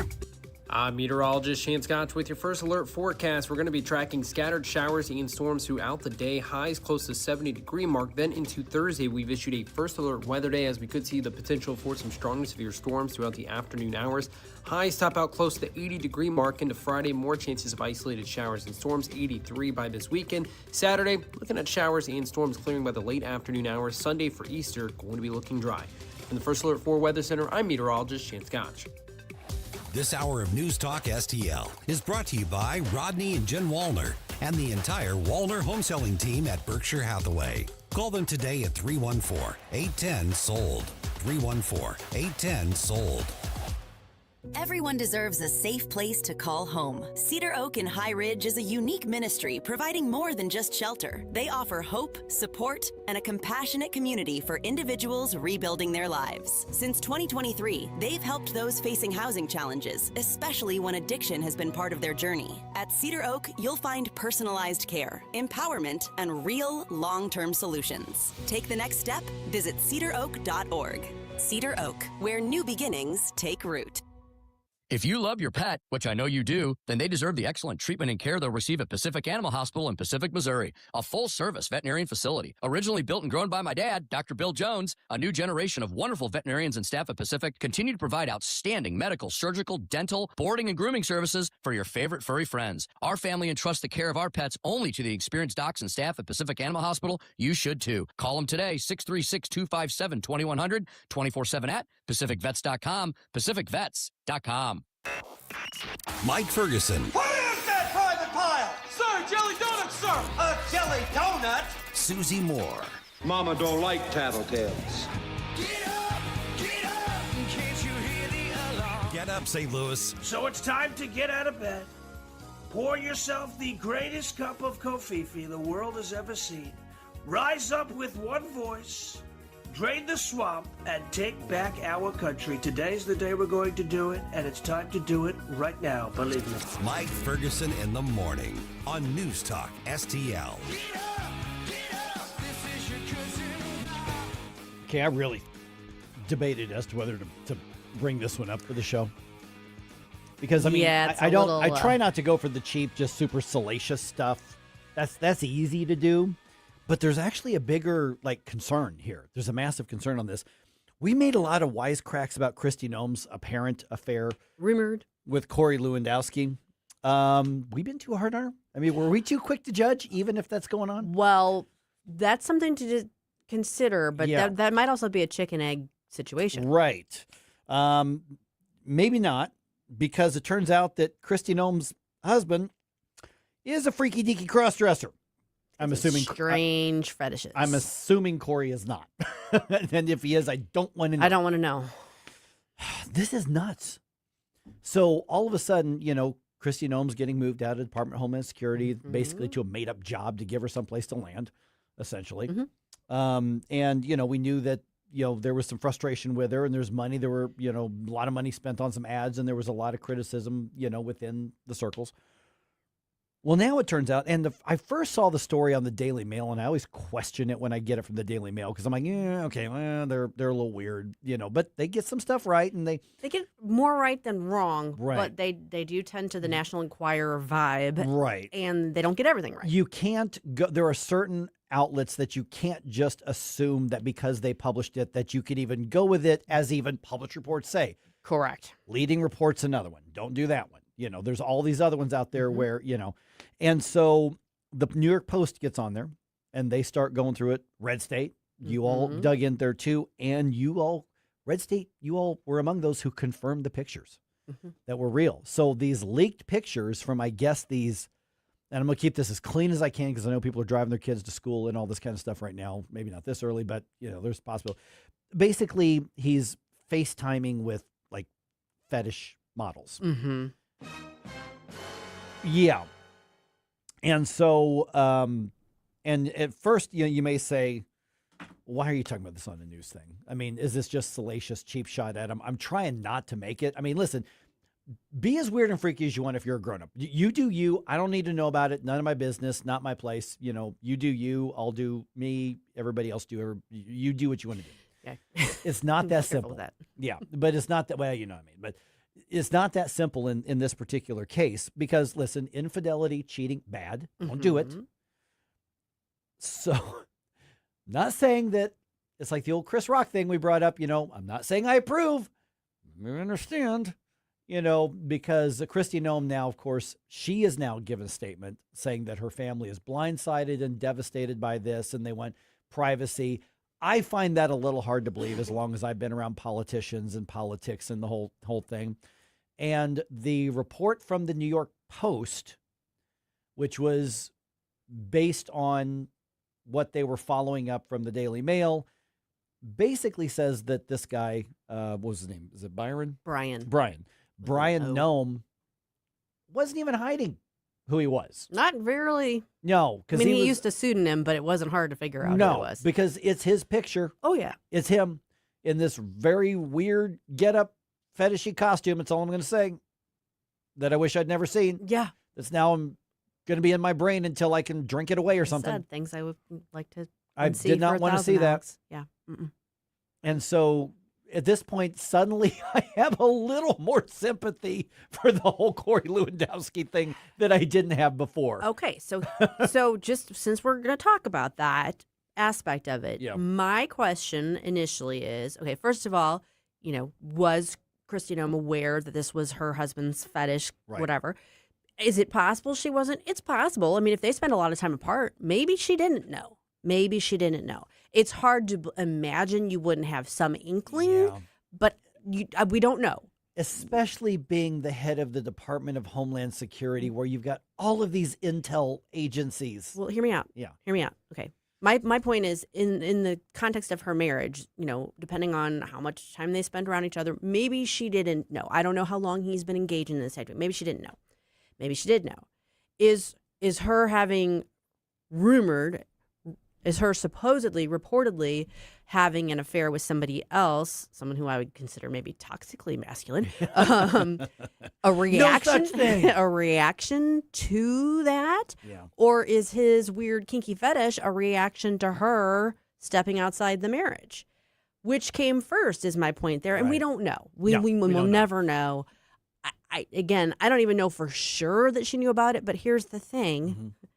When she was being vetted for this very high-profile cabinet position that has to do with Homeland Security, her family members would have been part of that vetting process too. Yep. So either the vetting process failed miserably here, or theoretically he just took this up recently and no one bothered to follow up and see what he was up to. I don't know. See, and there's somebody out there who's watching or listening right now, Susie, and they're like, it's their private business. Stay out of their family. Leave them alone. No, it's not. No, it's not. We actually do have a comment from our friend Jeff. Good morning, Jeff. It says, here we go with another media gotcha on Noem. How does anything politicians and their family do? ? The majority of the political class is rich and unaccountable. Okay. Unaccountable. Let's answer the question. Because if this were some state representative or mayor or, something like that, it may make the headlines, but I'm not talking about it on here unless there's a kid involved or somebody got hurt or something illegal. Right. I don't care. This is a different situation. So all jokes aside, and I normally would say check out the article for yourself, but I am telling you, you will need brain bleach if you go read it because the pictures are there. Do you not recommend? I don't. Yeah. The Department of Homeland Security Secretary, key position. The question is she then opened up to the possibility of blackmail? Right. This is the whole argument against Trump and the Russian, the P tape and all that stuff. Is it's compromat? Yeah. Is this something that someone would want to keep secret such that they could be then held hostage? Which is why family is vetted, like you said. Exactly. They're supposed to be. And it does raise that question, and particularly in this context, in this role. And so I don't know what went wrong here, setting aside Brian Noem's appearance, odd proclivities. Mm-hmm. I don't want to know. No. But and I've got so many jokes. I'm like, I'm not saying that on the air. Nope, not saying that on. Nope, well, the one thing I will say say is when all this broke yesterday, I did joke along with my colleagues, and I said, Kristi Mullen over here, and I put a little Giphy up of somebody going what? Yeah. Because, she's, of course, Mark Wayne Mullen's wife, spouse. So just getting into the role, and she's probably like, are you kidding me? Mm-hmm. Yeah. I mean, when this first broke yesterday, again, it was a Daily Mail, so I was like, oh, no. No, yeah, let's hold off on that. Yeah. Right. But then, and my managing editor, Jen, made a very good point when she finally said, no, we are going to cover it. We broke the Katie Hill story 4 or 5 years ago. Right. Jen specifically did. And that had to do with some, extracurricular, kinky kind of stuff going on with a sitting Congress member. Right. And went through all levels of layers of verification before we went with it, but we got Jen got sued over it. Right. But the difference on that and this one is Katie Hill was having this relationship with a subordinate in the U.S. Capitol. That's an abuse of power situation dynamic. Correct. Yeah, it wasn't just, but there was a kinky aspect to it, which is what really kind of caught people's eyes. That's what people. So her point was, look, we went once it was verified and vetted and run through layers and layers of okay. We went with this story about that reflected poorly on a Democrat. Mm-hmm. We can't not address this if it's verified, even though the subject matter is anybody Republican. can make any accusation that they want, and that doesn't mean it's true, which is why I was trying to be real careful. But now that Kristi Noem has commented, essentially acknowledging that this has happened, and the pictures have been verified by media, both on the right and the left and the mainstream, as saying, yeah, we ran the pictures through. Those are real pictures. Those aren't AI. Okay, the one of Marco Rubio with the setup that's AI. Just in case you were wondering. And that was a question that we got as well: is would it have maybe worked if they were trying to say, well, this could have been a doctored photo, AI generated Photoshop, something of that nature? Would that have been a way for them to defense, or would it have made it worse if then after they tried to use that defense, it then got verified? Yeah, well, I mean, that would definitely make it worse because then you're lying on top of everything else as opposed to just saying, I'm so it's worth it just to rip the Band-Aid off and just say, I mean, if you don't have a good way of explaining it that isn't, and I do think that there wasn't really a good way to get around this. No, there's not. And, somebody may say, well, he wasn't elected anything. He wasn't appointed anything. But when you're talking about critical matters of national security, that's part of the gig, fair or not. Right. And, oh, God, I'm scared now. I'm sorry. Good morning, Maddie. Welcome to the chat. Dude looks like a lady for Flashback Friday song. I will let you know that's going in, and you win the comments from the segment. Fair. Jennifer O'Connell, who wrote this article up, pointed out, too, the fact that, Kristi Noem's purse and everything got stolen from a restaurant not too long ago, like a year and a half ago, year ago. And, that just kind of highlights the fact that in that role, she's particularly like a high value target. So if her husband's vulnerable to blackmail, that's a problem. Which means the whole family could be vulnerable to blackmail. That's a problem. But also, in addition to him being really stupid in doing that in general, look at Kristi Noem. Dude, you're married to Kristi. What is wrong with you? She did shoot the dog. Statistically speaking, though, we have not tried to wear prosthetics like that. That and is we don't correct. have a Kristi Noem, so maybe we should adjust our strategy. There may not be a direct correlation there, just saying. I'm like, dude, seriously. I'm not saying there's an excuse if she doesn't look like Kristi Noem. But you're married to Kristi Noem, dumbass. On an unrelated note, speak up against LGBT stuff and get fired? It can happen. In fact, it just happened to a pro athlete, and we're going to explain what happened at 7:20. You want to give me more information? You want to take the place of what I trust? Turn on your colored box. Mike Ferguson in the morning. Everybody wants me to dance. Could you imagine FDR dancing? On News Talk STL.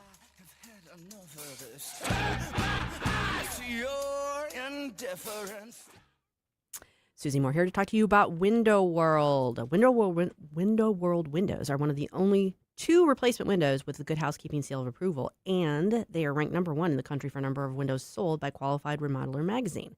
In just over 20 years in the business, they've improved the look and thermal efficiency of more than 80,000 homes in St. Louis. And the St. Louis location has been owned, operated, and managed by born and raised St. Louis residents for more than 23 years. Window World products are durable, secure, they're energy efficient, and they are beautiful, and they use a double-strength glass not commonly used in replacement windows. Plus, you get a lifetime warranty that covers all parts, glass breakage, and labor. Window World can also help with siding and doors, and their customer service department is available 7 days a week, which is something a lot of their competitors cannot say. In fact, over half of their appointments come from repeat customers or from referrals, which says a lot about their commitment to customer service. Right now, Window World is offering 36 months, same as cash financing with approved credit. So call for a free in-home estimate, 1-800-GET-WINDOWS, or just visit windowworldstlouis.com. Columbo and Company. The Missouri Senate just advanced a bill that would move school board elections to November. We'll get you up to speed on all the news coming out of Jeff City Wednesday at 2:20 with Rodney Boyd. Plus, we'll open Closest Cabinet at 3:05. Live and local weekdays at 2 on Newstalk STL. License number GL250000615. We've seen all kinds of clogs, so remember the rule. Only flush 3 things. Number 1, number 2, and toilet paper. What about my dinosaurs? No? My monster truck? Nope. What about... If it's not the big 3, don't flush it. But if someone does flush a dinosaur... Call Grasser. We clear the clog and get things moving again. Green is always Grasser at GrasserHomeservices.com. 1949, the last time a Republican held the top post in St. Louis City. A gallon of milk was 84 cents and streetcars ran down Grand Avenue. Unfortunately, St. Louis City streets are no longer the epicenter of family and business life. In the 80 years of Democrat control, our city has been on a steady decline. Hello, Kirk Ilsinger, chairman of the Republican Party for the city of St. Louis, and we believe it is our duty to provide a different path forward. I invite you to our meetings the first Thursday of every month. Learn more at stl-gop.com. Paid for by St. Louis City Republican PAC. Curtis Farber, Treasurer. Hey, it's Susie Moore. If new flooring makes you think hassle, think again, because Michael's Flooring is changing the game. For over 30 years, Michael's has been locally owned and trusted for quality, variety, and amazing service. Whether it's carpet, hardwood, laminate, luxury vinyl, or ceramic tile, their expert team makes installing new floors exciting, not stressful. That's why customers keep coming back. Visit Michael's Flooring at St. Peter's, Starting Prairie, Creve Coeur, or online at igotfloored.com. That's igotfloored.com. St. Louis's place to talk. Freedom of speech is one of the anchors of our society. Newstalk STL.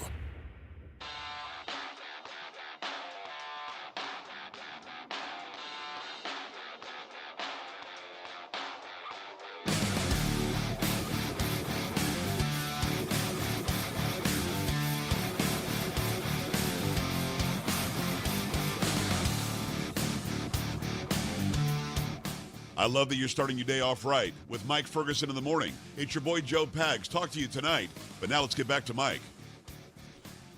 Normally, I mention my friends at Nutrition Stop a little bit later on in the week, but they're celebrating their 40 years. Oh, wow. 40-year local business, 40 years. And so every Saturday this month, just to put this on your radar, they want you to bring a friend. Okay. They're calling it Bring a New Friend Saturdays. And basically, you bring in a new friend and say, hey, I heard about New Friend Saturdays. You and your friend will get 20% off of supplements and body care products. Oh, I mean, just for saying. So David goes there. Yes. I haven't been, He but brings he can bring me. You and are the get new this friend. stuff. All Yes. right. So bring a new friend on New Friend Saturdays. More information at Nutrition Stop's Facebook page or nutritionstop.com. All right. Speak up. Proclaim your faith. Lose your job. Is that doesn't seem right Is it somehow. as simple as that? Is that what happened here? Well, something along those lines happened to an NBA player this week. So I'll tell you what that's all about here in just a minute. But we have ways of keeping you informed. Do not test us. We have ways. Mm-hmm. And that includes redstateday.com, of course. Sure. All right. So, Susie, what are some of the top articles we should check out today? This is the Red State Rundown. Well, I kind of stole my own thunder earlier because one of the articles I was going to recommend was the evening docket article that I put together last night. Because there were so many rulings yesterday, 8 that of note, I just kind of rolled them into one roundup. And if you're interested in kind of following along and seeing what all was ruled on yesterday, I encourage you to check that one out.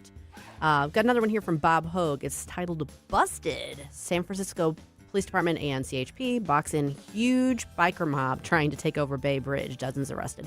This one's just interesting because it's like actual law enforcement stopping the takeover of a highway.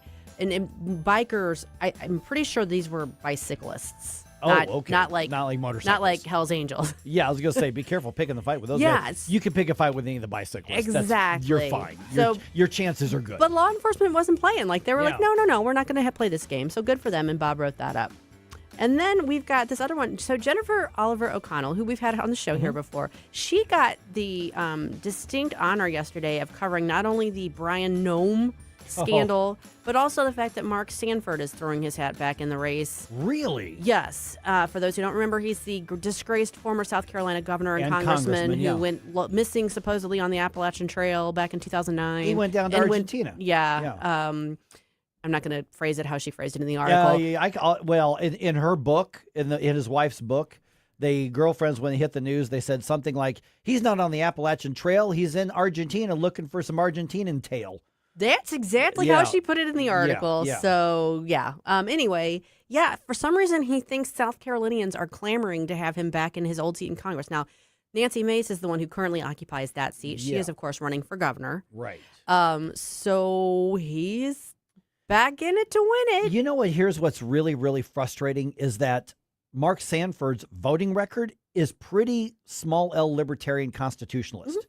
And it just turns out that he's a louse of a dude. Yeah. And so I actually had high hopes for Sanford before all that, because it wasn't even just that he cheated on his wife, it's he lied to the entire state. Because his sitting governor leaves the state, nobody knew where he was, and so they were without their chief executive, and nobody knew where he was because he was hooking up with somebody in Argentina. Right. Yeah. I mean, like, props, I guess, but that's not a good. Yeah. And so the lieutenant governor didn't know. It'll be interesting to see whether South Carolinians, the Palmetto State, is forgiving and says, we like you, Mark, and we'll give you another chance. He's 64 now. Which is younger than I thought. I didn't realize he was that young still. Yeah.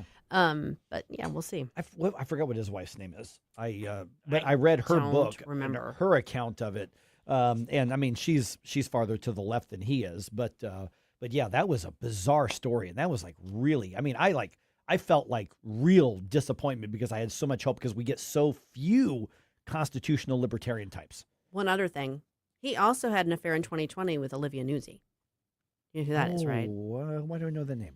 Well, she's the one who supposedly had the sexting, non-sexting thing with RFK Jr. Oh, that's And then right, she, she's had some very strange interactions with politicians that were supposed to be the subjects of what she was writing about, and somehow they became the subjects of her affection. Yeah, that's right. Like kind of a groupie tell-all kind of thing.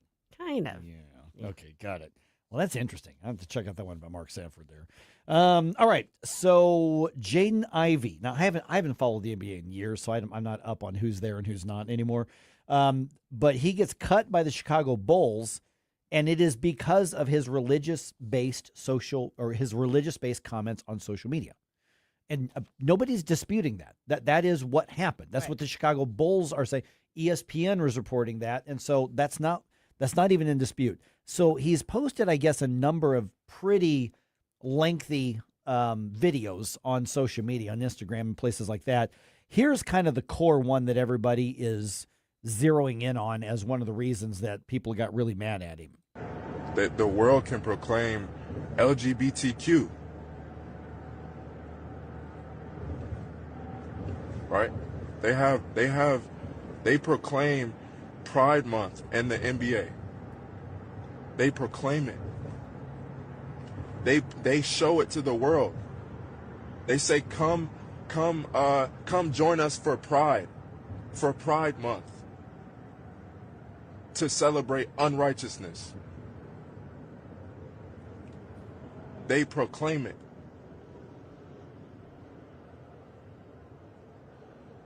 They proclaim it on the billboards.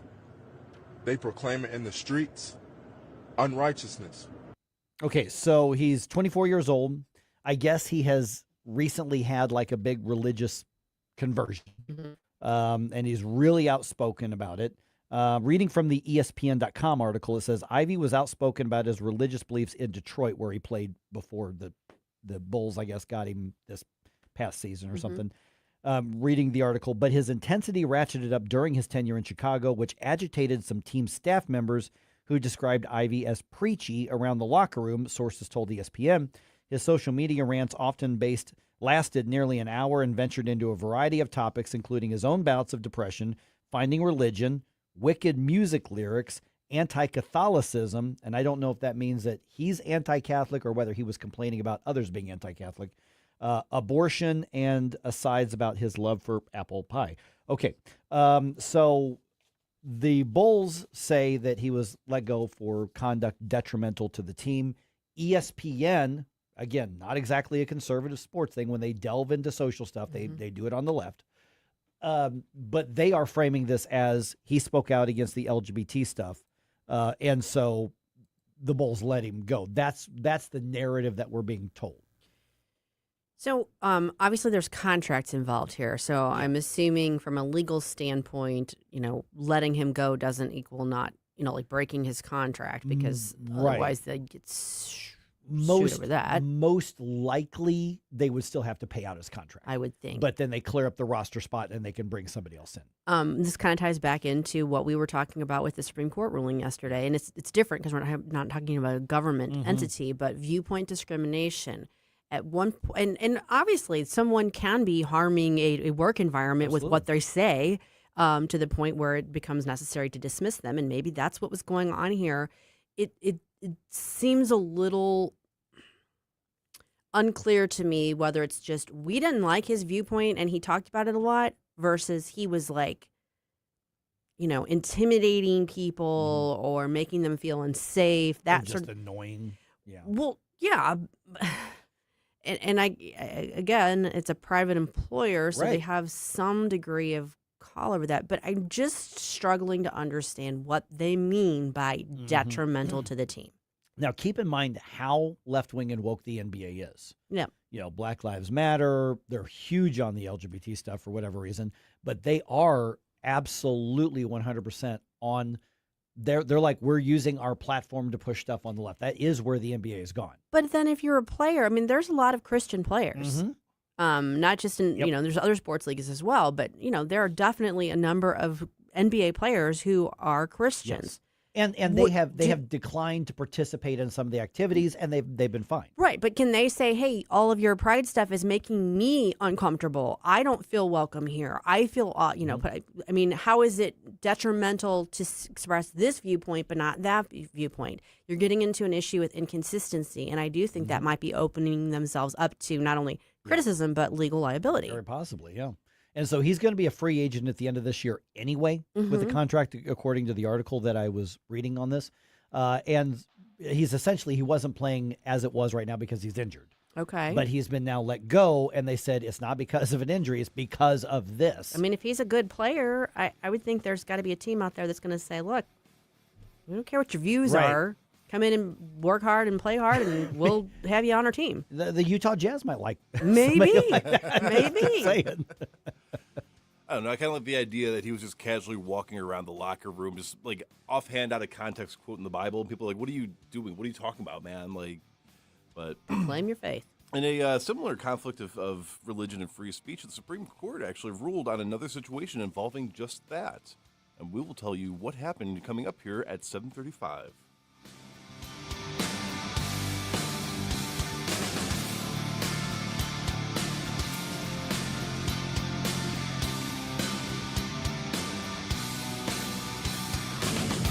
Mike Ferguson in the morning. When they say it like that, they mean business. On NewsTalkSTL. From the Michaels Flooring Outlet Weather Center. I'm meteorologist Shane Scotch with your first alert forecast. We're going to be tracking scattered showers and storms throughout the day. Highs close to 70-degree mark. Then into Thursday, we've issued a first alert weather day as we could see the potential for some strong to severe storms throughout the afternoon hours. Highs top out close to the 80-degree mark. Into Friday, more chances of isolated showers and storms, 83 by this weekend. Saturday, looking at showers and storms clearing by the late afternoon hours. Sunday for Easter, going to be looking dry. From the First Alert 4 Weather Center, I'm meteorologist Shane Scotch. Your business moves fast. PRI Global keeps it moving smarter for almost 30 years, delivering top tech talent to help companies grow stronger, custom applications, simplifying your operations, securing your data, modernizing your business from the cloud up. And with Prismatic, you're going to get real-time insights, automated workflows, people, process, platform. PRI Global delivers all three. PRIGlobal.com. Larry Connor's Commentary, brought to you by Vincent's Jewelers, offering a wide selection of jewelry, including lab-grown diamonds, affordable earrings, bracelets, necklaces, and rings, up to 75% off their natural counterparts. Visit VincentsJewelers.com. This is Larry Connor's Commentary on News Talk STL. What do you think of a friend always coming around asking for help, for money? And being a friend, you help. But when you ask for help of any kind, that friend disappears. That's what we have on the world stage. President Trump trying to open the Strait of Hormuz, safe for ships to pass. Several NATO nations rely on that waterway, but our NATO allies are not helping. And in fact, they are hurting our efforts. The UK refuses to send any warships to the region. Spain, France, Italy, denying U.S. planes access to refueling stops on their land. Well, Trump is jabbing back, saying when your countries suddenly find fuel prices skyrocketing because you're not helping us, you go get your own oil from the Strait of Hormuz. We have plenty. Secretary of State Rubio added to that, what good is NATO? What good is NATO if we help others, but then they turn their backs on us? Legitimate question. It also shows that old saying is true. Bad friends are like shadows, with you on the sunny days, but at night, they disappear. Get more Larry Connors on Larry Connors USA. Tonight at 6 on News Talk STL. Tuesday, April 7th, your community is on the ballot. And before you vote, you need to know what you're voting on. School board, city council. News Talk STL has you covered. Log on to newstalkstl.com for our complete voter's guide. See the issues and races on your local ballot. Know the facts. Make your choice. I think we need some kind of change. Then get out and vote. Because local elections aren't decided by millions.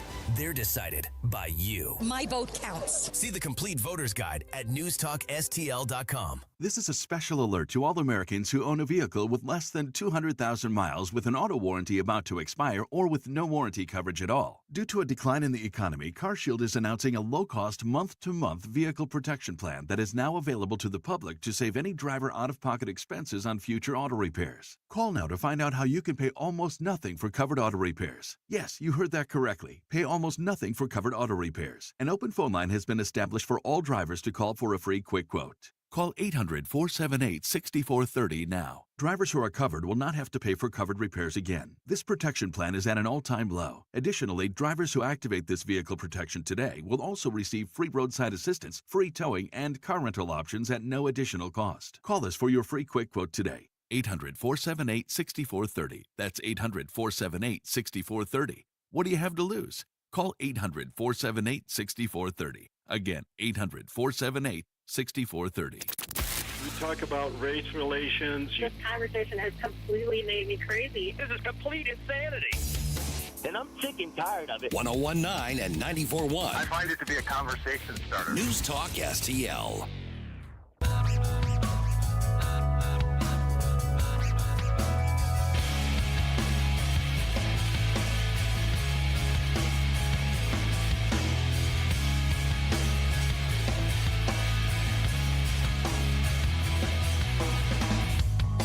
Good morning, St. Louis. Hey, it's Vince from The Vince Show right here on News Talk STL every weeknight at 8.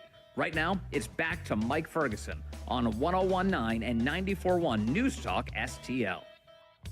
All right, this is one of those bigger ones. The Supreme Court says the First Amendment applies in places that state regulators want to control. Mm-hmm. And that has to be considered. And we were just chatting about this. You can see Susie's write-up and kind of summary of this on redstate.com as well. Mike Ferguson here. And so now we're joined by Hiram Sasser with the First Liberty Institute. And Hiram, thanks for being on the program. You've been on before, but it's been quite a while. And this has to do with the case in Colorado. I mean, if people want to look it up, Childs versus Salazar. And so what we're talking about here is a counselor who deals with, among other people, apparently young people, dealing with gender and sexuality issues in her practice. And she's saying, wait a minute, this Colorado law that says I cannot talk about this and I must affirm this is what's at issue. So let's separate out maybe some of the misframing in the headlines versus what the court actually ruled. I saw some headlines, and Susie saw some headlines that said Supreme Court strikes down Colorado law on like gender affirming care. And I don't think that's actually what it was. What was actually ruled, and why is this more of a religious freedom case versus a sexual expression case? Yeah, well, thanks for having me. This is a case about Ms. Childs, who's a therapist there in Colorado. And she said, look, if I have someone come in who wants some counseling about how to deal with the fact that they're gay and they want to get comfortable with being gay, I'll counsel them in that in that way that they're asking. But if someone comes in and asks and says, hey, I feel like I might be gay, but I don't want to be. Can you help me with that? She wants to be able to help people with that too, and she has a religious conviction that she should help them with that. But Colorado said you can help the first person, but you can't help the second person do what it is that they're actually asking to do. And that's because Colorado says that therapists can only counsel people to be comfortable with their LGBTQ stuff, but you can't counsel someone, even if they request you to try to not be an LGBTQ person if they don't want to be. And so that was the big issue that was in the case, and the Supreme Court said, look, 8-1. I mean, it's not a close call. That the government cannot tell therapists what they must say and how they must counsel people, especially when they're coming in and requesting you to help them to do whatever it is that they want to do. So in this case, it was, I don't want to counsel people. I want to be able to counsel people to not be identify with LGBTQ stuff if they don't want to. And that's what the case was about. And 8-1, the government can't force you to say something different. Good morning, Hiram. This is Susie. Susie Moore. One of the things that I found yesterday that was interesting is the focus on, there was this misconception that they struck down the law, which they didn't do. They basically just sent it back to the lower courts to take another look at it using a different standard. And I've been trying to explain that, but I don't know that I'm doing a very good job of explaining the difference between like rational basis and strict scrutiny. What's your take on that part of it? Well, yeah, that's technically true that they said, look, you've got to apply what's called strict scrutiny. What that means is that if a law touches upon certain constitutional rights, including free speech, in certain ways, like this law did, which regulated what viewpoints could be expressed by a therapist. If a law is subject to strict scrutiny, that means that the government has the highest burden of proving that law was really necessary to advance this very compelling interest that the government has. The problem, I think, for Colorado is that they had to put all that evidence into the case already, and they really haven't provided that kind of evidence. And I don't really know where they're going to draw that evidence from later on when they go down below. So, no, the court didn't technically strike the law down at this time, but 8-1, an 8-1 opinion saying that it's unconstitutional to do this unless you had some super good reason, and Colorado supplied no reason. So it's inevitable that the lower court will have to enter an order to strike it down. Okay, so I want to get to that one of the 8-1 here in just a minute or so. We're visiting with Hiram Sasser from the First Liberty Institute. Okay, so obviously things like any sort of medical practice, counseling practice, if you're licensed, there are regulations, there are best practices, there are ethical codes, all that sort of thing. Does this affect anything other than this particular aspect of what may or may not be said? Because there are going to be arguments that we have regulators, we have to uphold standards, we have to protect people from, everything from, basically, groomers to con artists to just quacks out there. So does this in any way endanger a state's ability to set some sort of professional or ethical standard as to how these things are discussed? Yeah, not really, because it's called a viewpoint discrimination case, and what that is that if the government were to ban a topic, or in other words, the government came in and said, like, you're not allowed to discuss nuclear physics. I don't know. I'm just making something up, right? Or not allowed to discuss the Vietnam War. Like, say, a school said, students, you're not allowed to discuss at all the Vietnam War. So that would be content-based discrimination. That would be subject to strict scrutiny in that scenario, but that's content-based discrimination. Viewpoint discrimination is actually worse than that. That's when they say you can discuss the Vietnam War, you just can't be pro-Vietnam War, or you just can't be anti-Vietnam War. So in this case, it wasn't, you can't discuss these types of topics or you can't approach it in certain ways. What it basically says is you can tell a person that being LGBTQ is good, but even if the person asks you to help them, if they think it's bad, you can't agree with them that it's bad or that it's something that they should want to transition away from. That's the key crux of the case. And so, as a viewpoint discrimination law, it's sort of very rare for the government to engage in that kind of really heavy-handedness. And so most of these other laws and regulations that anybody might say, oh, well, wait, this might hit those things too, it's really not going to touch those things because this is a very specific issue of viewpoint discrimination. And that's what makes sense if you think about it. What people of faith, what do we want to do? We want to be able to express our viewpoint about various topics. And what's these liberal governments like Colorado coming in and telling everybody, oh, you can express the liberal point of view, you just can't express the Christian point of view or the faith-based point of view, the Judeo-Christian point of view. And that's a big problem. And this 8-1 decision has basically put the nail in the coffin to say, look, you don't even have all three liberals with you on that. You're not going to be able to go around discriminating against people of faith anymore. How much of a role did faith and religious freedom play in this analysis versus just the concept of free speech in general? Well, it's funny because, Ms. Childs, in the court documents and everything else, identifies as a Christian, but it wasn't actually fundamentals of the decision making of the court. The way the Supreme Court approached it is that, look, you're allowing one viewpoint, but you're not allowing another. That's called viewpoint discrimination under the free speech clause. And so it would apply whether it was someone religious or not. If a conservative state were to have passed a law that said a therapist can counsel people to not be LGBT, but can't counsel people to encourage them that, yes, they're doing, it's okay to be LGBT, that also would be a violation of the principles that were outlined in this decision.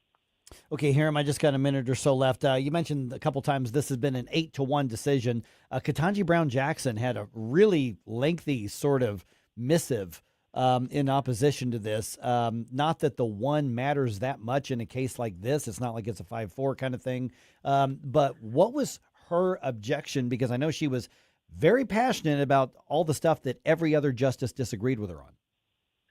Yeah, what her objection was that she thinks that the government should be able to tell people what to say and what to do on these types of issues. Of course, she took the opposite position on the locker room, the men and the women's locker room issue.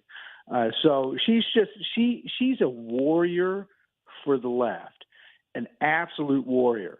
And, frankly, if Donald Trump gets an opportunity, President Trump gets an opportunity to put another a justice on the Supreme Court, I hope we get our Justice Jackson because she's an absolute warrior for the left. All right. Hiram Sasser, First Liberty Institute. I hope everybody's following you all. We've tagged you on our social media already. What's the website? Because I would encourage people to subscribe to your email newsletter and follow you on social media. How do they get in touch?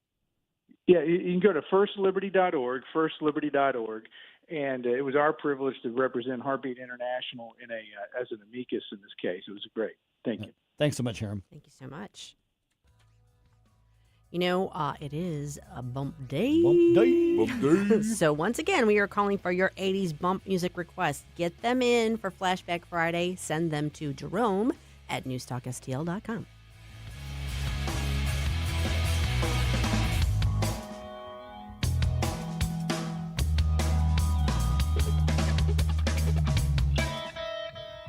Mike Ferguson in the morning. I just want to say to the men of this country, just shut up and step up. On News Talk STL.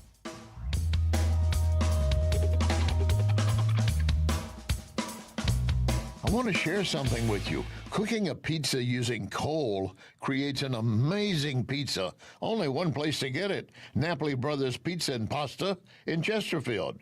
Of course, they offer a wide variety of pasta, but you just visit the website NapoliSTL.com, dine in or take out, and get ready for patio season. Napoli Brothers Pizza and Pasta in Chesterfield Valley. Try it. You can thank me later. The Vic Porcelli Show. NPR, guess what? Got defunded, and they're going to close down operations. If they're not going to get federal funding, well, then guess what? There are plenty of radio salespeople out there in the United States who can sell time, big time. You know why they don't sell hire a sales team? Because nobody will buy advertising because they suck so bad. Oh my God! You don't see people. You're so correct. That's it right there. Vic Porcelli, live and local, weekday mornings at 9 on News Talk STL. I'm in my late 60s. My husband died a few years ago. He did all of our taxes. I sold a piece of property last year, and I forgot to claim the proceeds of the sale. Next thing I know, I got a letter from the IRS telling me that I owe over $50,000. Now I have a huge tax problem. I don't have that kind of money. I wish I knew who to call. If you sold property in the last calendar year or didn't claim all of your part-time or even retirement income, you could be in big trouble with the IRS. Call first before they send you a letter. If you've already got a letter, call. We'll help you file years of past tax returns and save you time and money. So call the tax doctor. The call is confidential and free. 800-240-4586. 800-240-4586. 800-240-4586. That's 800-240-4586.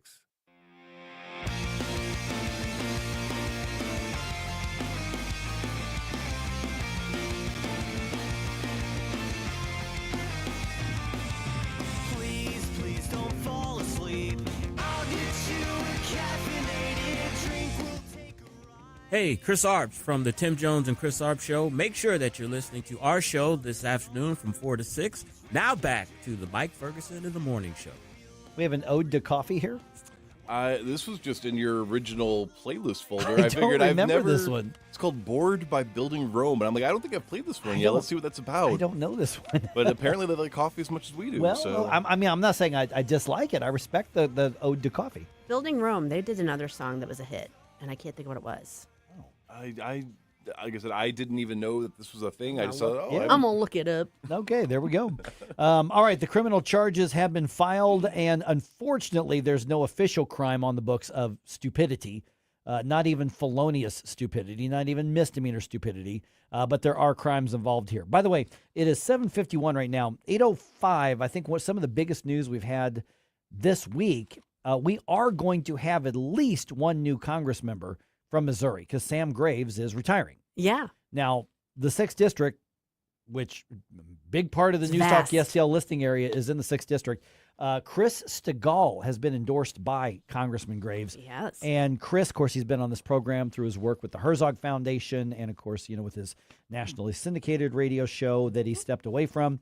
Chris is going to be on the program at 8:04. All right. So we're going to chat about him leaving the glorious, glamorous business of radio. Leaving Salem. Into the possibly the halls of Congress. He's got competition. There's a primary race involved here, but let's be realistic. Whoever wins the Republican primary is the next Congress critter from the 6th District. Yes. That's just how that goes. Yes. So this area, the state's going to have at least one new Congress critter. Most likely, well, it definitely will have two, because the Emmanuel Cleaver's been gerrymandered out of Congress. Correct. And then I guess if you think that Cori Bush could beat Wesley Bell, possibly three, but I just don't see that happening. I don't see it happening. No. But definitely one, probably, I would say definitely two, but for sure officially one. Mm-hmm. Yeah. All right, that's coming your way here in about 12 minutes here. Okay, so the update on the case of the Amber Alert hoax.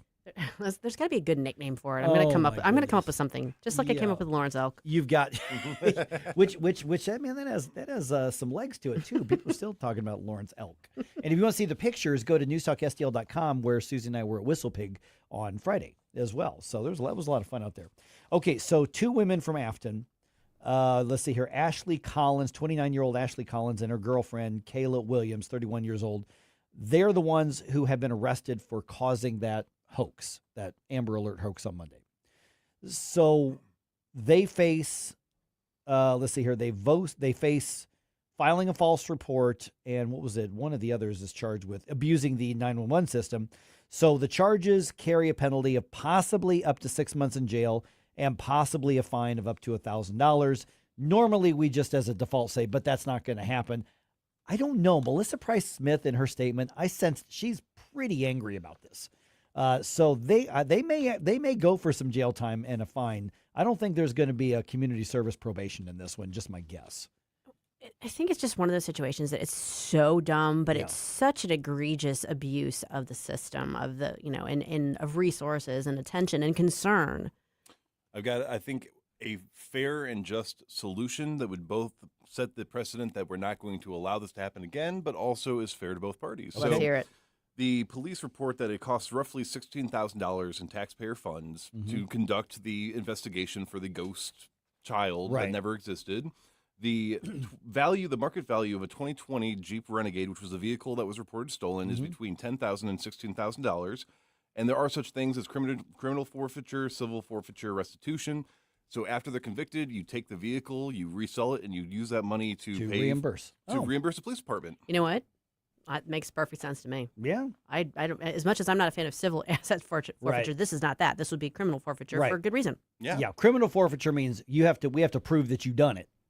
Civil asset forfeiture means, you have it. The government wants it. We're just going to take it. Good luck getting it back. Yeah. No, I think they're probably have a pretty good head start on proving that they've done it. Yeah. Here's what, because the thing is this got dumber and dumber and dumber the more we learned about this. Okay. So here's, according to the St. Louis County Police Department, and if you read, did you see their post on Facebook? Because they just posted basically their report on this. If you go to their Facebook page. So one of them comes out and finds that her car, the Jeep, is stolen. And so instead of calling 911 right away, one drives the other to their work, and then they call their bank because I guess they financed the car through their bank. And they said, hey, can you help us track the GPS thing on this? And the bank's like, yeah, no, but we can tell you how much you still own the loan. That's why I still question it. It doesn't make any sense. That's why I still question it. Yeah. And then they called 911 and then made up the story that there was a 5-year-old girl in the Jeep.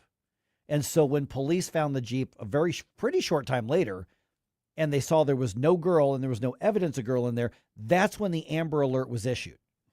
And then that's when the story started immediately falling apart. But they don't call off the Amber Alert. They don't call off the search until they know for sure that the girl doesn't exist. And rightly so. Yes, 100%. If there's a chance that there's a child in this kind of dangerous situation, they've got to get to them as fast as they can. So, yeah. Because a lot of the metro area stopped and went, oh my gosh, there's a 5-year-old girl in danger. We didn't need any other details. There's a 5-year-old girl in danger. No. Yeah. And so at this point, at least according to the police, they still believe the car theft was legit. That's what they're saying. Maybe they'll end up updating that and saying something different, but that's what they're saying at this point. And so both of these women are in jail. They're being held on $10,000 cash only bond.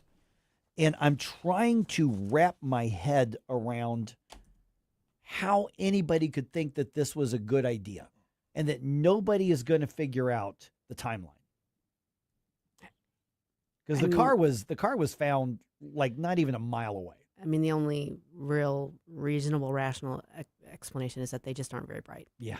Well, I buy that. And in the Fox 2 report that was posted is that one of the individuals admitted that she had been drinking when she was talking with the officers. Okay. So here, again, we don't have all the details yet, but I'm with Susie. It's somebody that has had their vehicle stolen.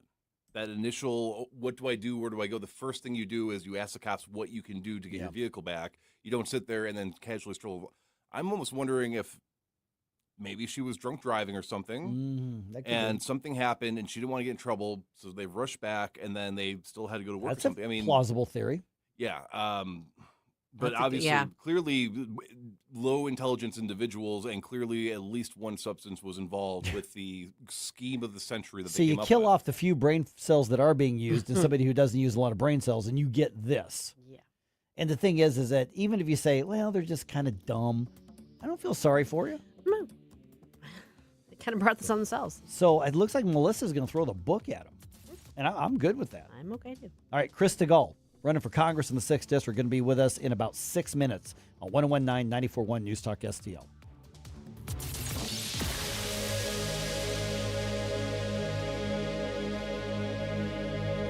Columbo here from my friends at Bluff City Outdoors in Alton. The knowledgeable staff at Bluff City has served the St. Louis outdoor community for decades, and they can take care of all your bow hunting needs, all your trapping needs, all your fishing needs, and more. Plus, while you're there, you can schedule a trip with a local fishing guide and shoot in their archery range. Bluff City Outdoors is open 7 days a week, 1 mile east of Fast Eddie's at 2813 East Broadway in Alton. Follow them on Facebook and at bluffcityoutdoors.com. Do you own a timeshare? Well, face the facts. You made a mistake. You made a bad purchase. A timeshare is not an investment. It's a money pit that continues forever. If you use your timeshare, that's great. But if you don't and you want to legally get out of your contract, call my friends right now at the Timeshare Exit Hotline. They're an experienced team of lawyers who help good people like you get out of a timeshare contract that they just don't want. Don't throw away your money on maintenance fees. Use it for things you really want. We can help you end your timeshare contract and stop the money drain immediately. If you're ready to move on with your timeshare, call our team right now. Cancel your timeshare now with this free call. 800-524-1641. 800-524-1641. 800-524-1641. That's 800-524-1641. KLGY HD3 Clayton, K270BW Bellefonte, KNBS Bowling Green. This is News Talk STL at 1019, 94.1, and always streaming at NewsTalkSTL.com. I'm Rich Thomason.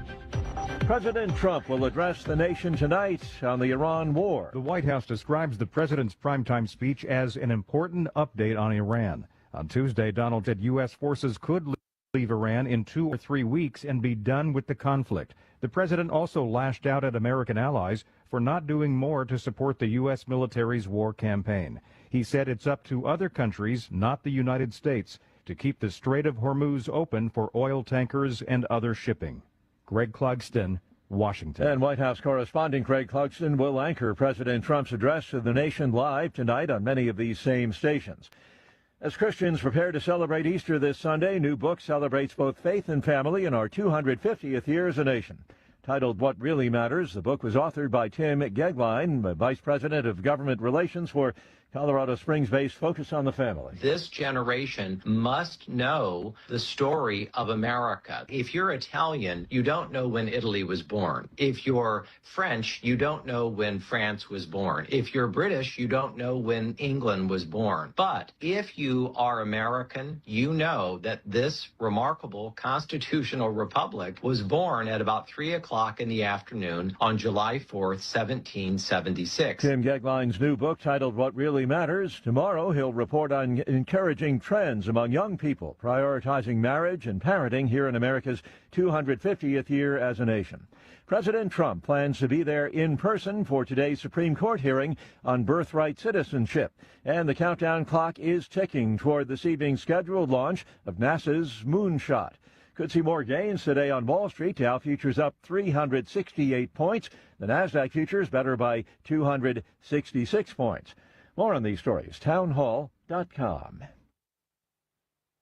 Health insurance rates are surging in America, leaving millions without affordable options. If you're sick of having paychecks eaten up by healthcare costs or dealing with mega corporations, then listen to this. Christians don't need to waste money on a broken system. That's why I want to tell you about Christian Healthcare Ministries.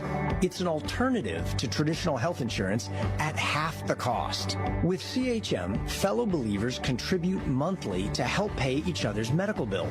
There's no enrollment period, so you can join anytime. And you aren't restricted to provider networks, so you choose the doctors and hospitals you want. It's that simple. CHM is not insurance. It's a ministry that puts faith into action. Feel the difference of financial support and biblical care from fellow believers. Join CHM today by visiting chministries.org/wellness. That's chministries.org/wellness. Iraqi security. From the Michaels Flooring Outlet Weather Center. I'm meteorologist Shane Scotch with your first alert forecast. We're going to be tracking scattered showers and storms throughout the day, highs close to 70-degree mark. Then into Thursday, we've issued a first alert weather day as we could see the potential for some strong to severe storms throughout the afternoon hours. Highs top out close to 80-degree mark. Into Friday, more chances of isolated showers and storms, 83 by this weekend. Saturday, looking at showers and storms clearing by the late afternoon hours. Sunday for Easter, going to be looking dry.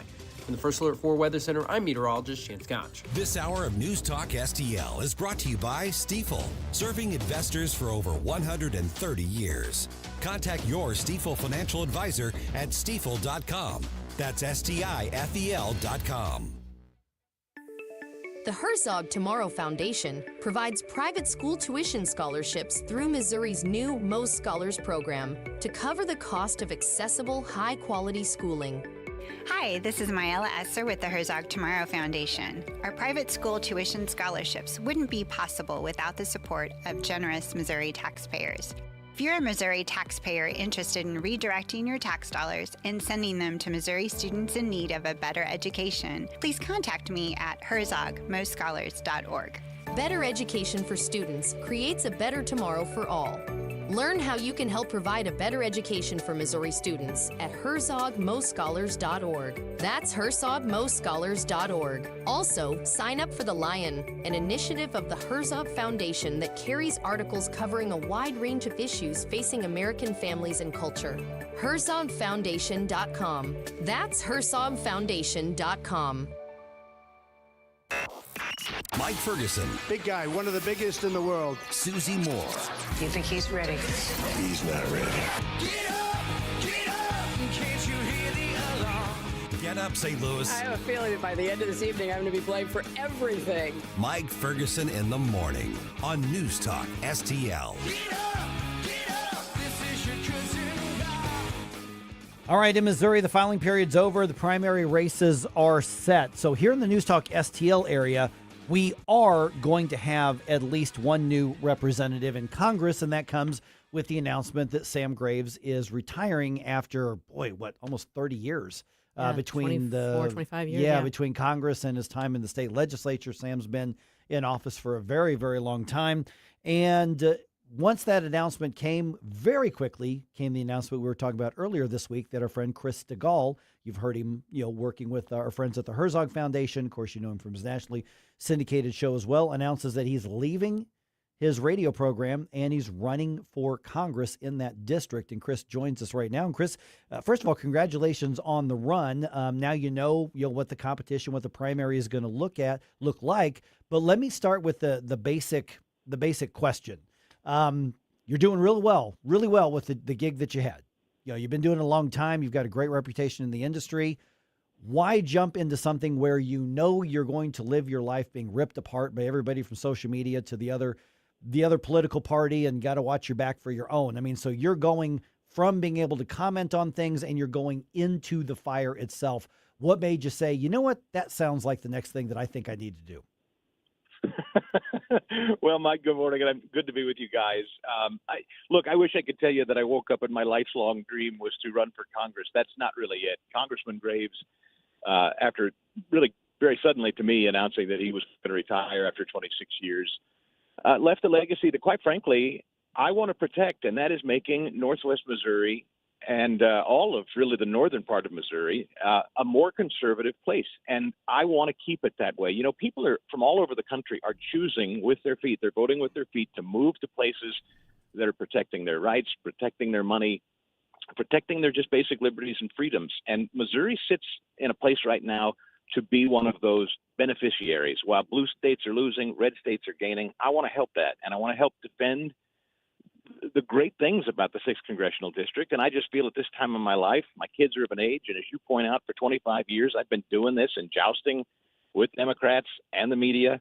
I know how to do it. I know how to communicate what the citizens of the 6th Congressional District care about, because I'm one. And I think more than anything right now, the Republican Party needs quality messengers who can go into the fight every day. That's what I bring. I think that's true, Chris, but I also think that was Mike's nice way of asking you if you've gone crazy. Probably. Ask my wife. By the way, may I say, my wife's having a big birthday today, and I would be remiss if I didn't wish my lovely wife a happy birthday today. Happy birthday to her. Happy 25th birthday. That's right. Yeah. That's right. Yeah, that's right. I told her I would not tell what birthday it is. It's a big one. It's a good one, but I'll let her tell. They're But all she good is ones. my rock and the mother of our three beautiful children, and I just wanted to take a minute to say thank you to her for, by the way, standing by me in a decision like this. It is not a small one. No, it's not. It's not. And this is more of a piece of advice than a question, Chris, because as someone who did a massive career change at, how old am I now? 57, 53, went from the practice of law, which I'd done for almost 30 years at that point, and went into media. Yeah, I mean, it's a very, very, very big change. And I know I know you're going into this with your eyes wide open. I mean, you definitely understand the political sphere. But what do you think is going to be, I mean, the biggest adjustment that you're going to need to make? Right now, what I want to do is make certain that I understand very specifically what the needs of each individual county in this district are. And my goal over the next months is to speak very specifically. I was just on the phone yesterday with the good people of Marion County, for instance, and they were telling me that one of their big concerns right now is infrastructure. And they say they're teetering on the brink of whether they're going to grow or collapse. That was literally what the commissioner told me on the phone yesterday. And I said, I'm coming. I want you to tell me what's going on there. I want to know how I can help. And so my goal is get around to each and every district or rather each and every county in our district and learn their needs, because the only way you can really know for sure, I've been talking to people, I've been blessed as you guys have, to take calls from people who do all kinds of things. My radio audience over 25 years is full of people who have flown planes, are doctors, are teachers, plumbers, firefighters, police officers, and I've learned so much, as I know you guys do, from just folks that listen to our shows. But now I got to hit the ground, and I got to shake hands and talk to people where they live and find out what their needs are. That's going to be my change. I'm going to be able to get out of the studio. That's really my mantra. It's time to shut up and put up. You know, it's time to step away from the mic, stop talking, and start acting. We're visiting with Chris Stigall, who just announced this week that he's running for Congress in Missouri's 6th District, which basically is the top, geographically, about the top 20% of the state geographically. It's just a big line right across the top of the state. So it's a massive geographic area of the state. So, Chris, if you're elected, whether it is a narrow Democratic majority, whether it's a narrow Republican majority, we're talking about, obviously a highly contentious situation you're walking into. How do you, as somebody who's new into Congress, should you be elected, how are you able to advance the conservative principles? Because I was kind of commenting, doing my punditry thing, saying there are ways where the MAGA and the Trump movement are very, very populist. And then there's the conservative movement. Sometimes they're very different. There's a Venn diagram overlap. I've always thought of you of kind of being in that overlap, with the Trump movement, the MAGA movement, and the conservative movement, because they're not always in agreement on everything. But how do you navigate the conservative principles that we hear you talk about for all these years, and navigating that through the whole meat grinder that is Congress and advancing those? Yeah, I think what you and I both know, and what you're saying in that, Mike, is that it's seldom black and white. Our principles are, but often in politics, it seems there's lots of shades of gray, and that Venn diagram makes things complex. I'll say that what I saw Speaker Johnson and the Republicans in the House do to tell the Senate, take a flying leap, we're not going to pass that garbage you just sent us without funding ICE, for instance, at the border. The House has to be able to stand up and say no. There are certain things on which we will not compromise. There are things at times, I imagine, where if you get 80% of something you want, maybe you're not going to get 100%, and then you've got to look at the practicality of it. And I know the pitfalls of that. A lot of times in this day and age, people want 100% of all they can get, and I believe in fighting for 100% of what you can get. But I suspect, and I don't know until I'm presented with it, there will be times where there will have to be some pragmatism involved to get something done. I think President Trump's agenda is one of those. Do I think in every instance President Trump has laid out the most conservative agenda when it comes to, say, spending? Maybe not.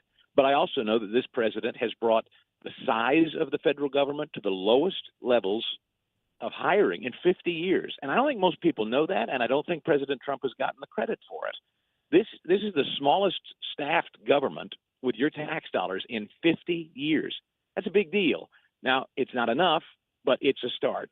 And so the Trump agenda, I would just say broadly, is what I'm there to go back. He needs all the backup he can get in a really razor-thin House, as you mentioned. And so as long as President Trump is willing to fight, and he has, and I voted for him 3 times, I'm there to back that agenda. And that's my maybe long answer to what is obviously going to be a complex and sometimes great question. Chris, I know this is all still pretty new, but obviously the primary is in August, so there's a sort of narrow time window that we're working with here. You mentioned Marion County. Obviously, that's the northeastern part of the state, and you're more familiar, I think, with the northwestern part of Missouri.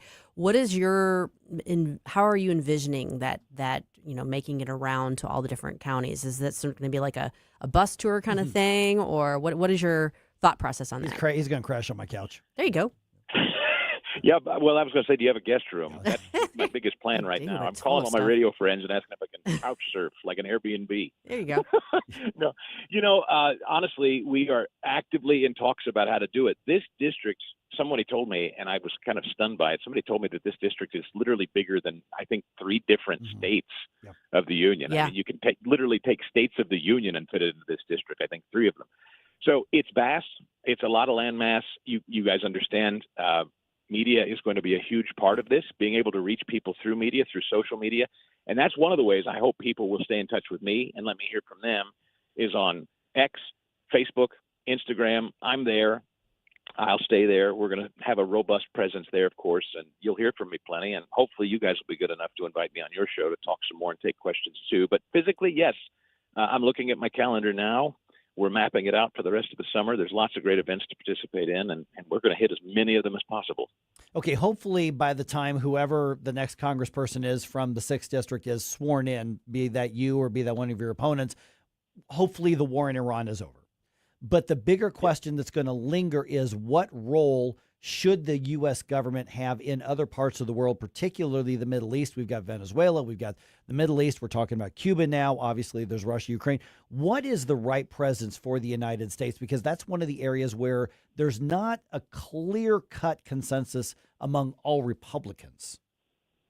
No, there's not a consensus, and I appreciate it. Heaven knows we all went through Iraq and Afghanistan and the quagmires those became. No one wants that, and no one wants that less than I believe Donald Trump does. He was very, very clear in that. No more quagmires, no more endless wars. He never went into Iran for this to be an endless war, but he also never promised it was going to be over in a day.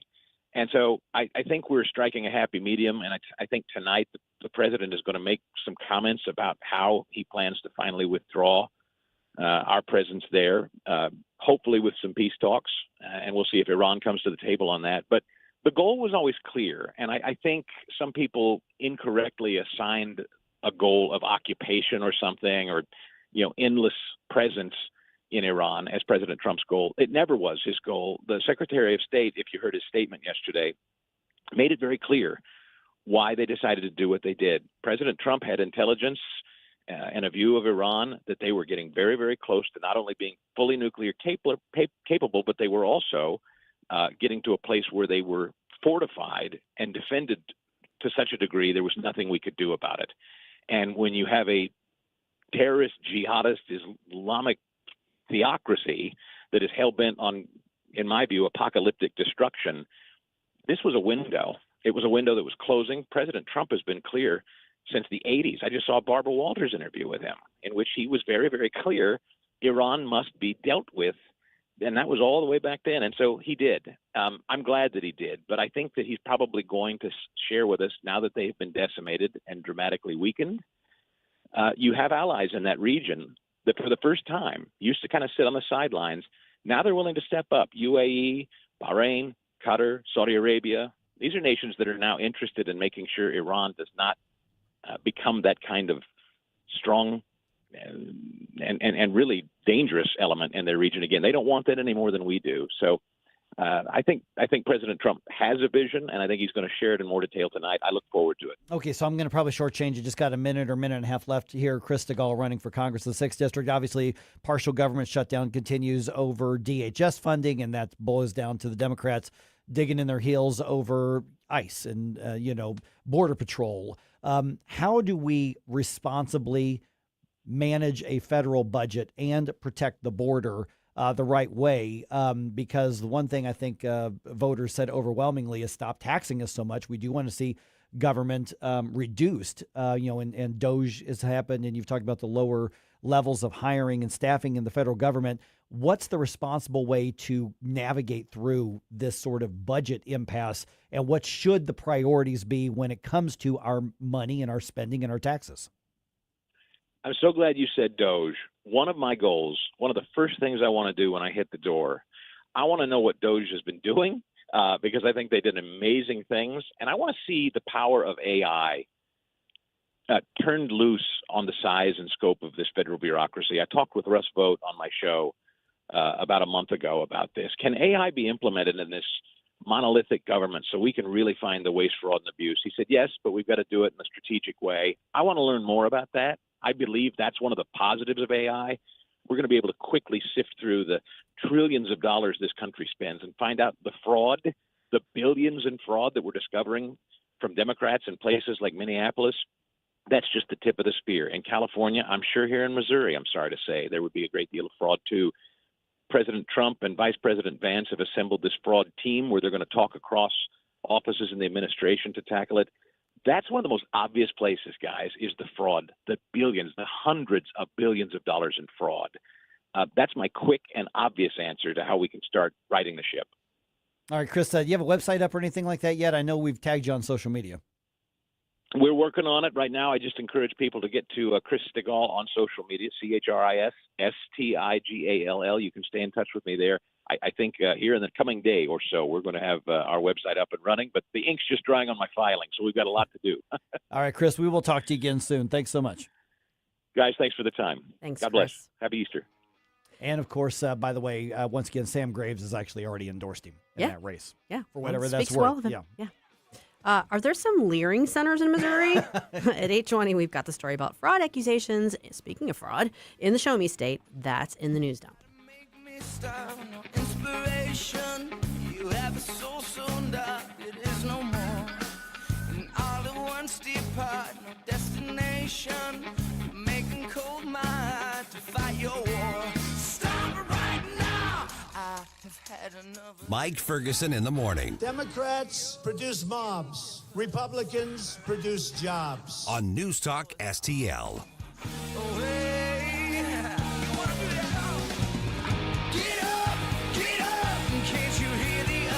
Kathy Connor from Connor Roofing is here. Kathy, how you doing? Good. Hi, Vic. You know, when you need a roof, I don't want to call a stranger. I want to call you. Yeah, thanks. At Connor Roofing, we're more than just a roofing company. How long you been doing it? Since 1993. And year after year, storm after storm, you guys are always there. Because this is our home, too, Vic. Our kids go to school with your kids. We cheer for the same teams. Go Blues! So support your neighbors. Call Connor Roofing at 314-375-7475 or CONNER roofing.com. Thanks, Vic. Craving seafood but worried it'll be too spicy or break the bank? La Juicy Seafood in O'Fallon has you covered. They're not your typical seafood joint. Choose from 5 spice levels, including not spicy, so everyone can enjoy our famous Cajun boils. Bring the family, doodle on the tables, enjoy the full bar with legendary margaritas, and feel right at home. La Juicy Seafood, 373 Winding Woods Drive, O'Fallon. Call 696-924-9171. Hi, I'm Lauren Greenwood, and I'm running for Francis House School Board. It's time to stop wasteful spending and protect our children with age-appropriate, back-to-basics education and strong parental rights. Our kids deserve better. Your voice matters. Show up and vote conservative on April 7th. The district's future is on the line. Vote Lauren Greenwood for Francis House School Board. Paid for by Greenwood for FHSD. Ron Pushkar, Treasurer. This year, America turns 250, and News Talk STL is celebrating our nation's semi-quincentennial all year long. News Talk STL, #1 for live and local Soros-free talk, with proud supporters of our 250th birthday celebration. Freddy's Market, Iron Bear Customs, and STL Windows and Doors. 250 years strong, and we're just getting started. 101.9 and 94.1 News Talk STL. The Democrat Party is going to have to go back toward the center. News, analysis, and opinion. I've never called a talk show before, but this just irked me. 1019 and 94.1 News Talk STL.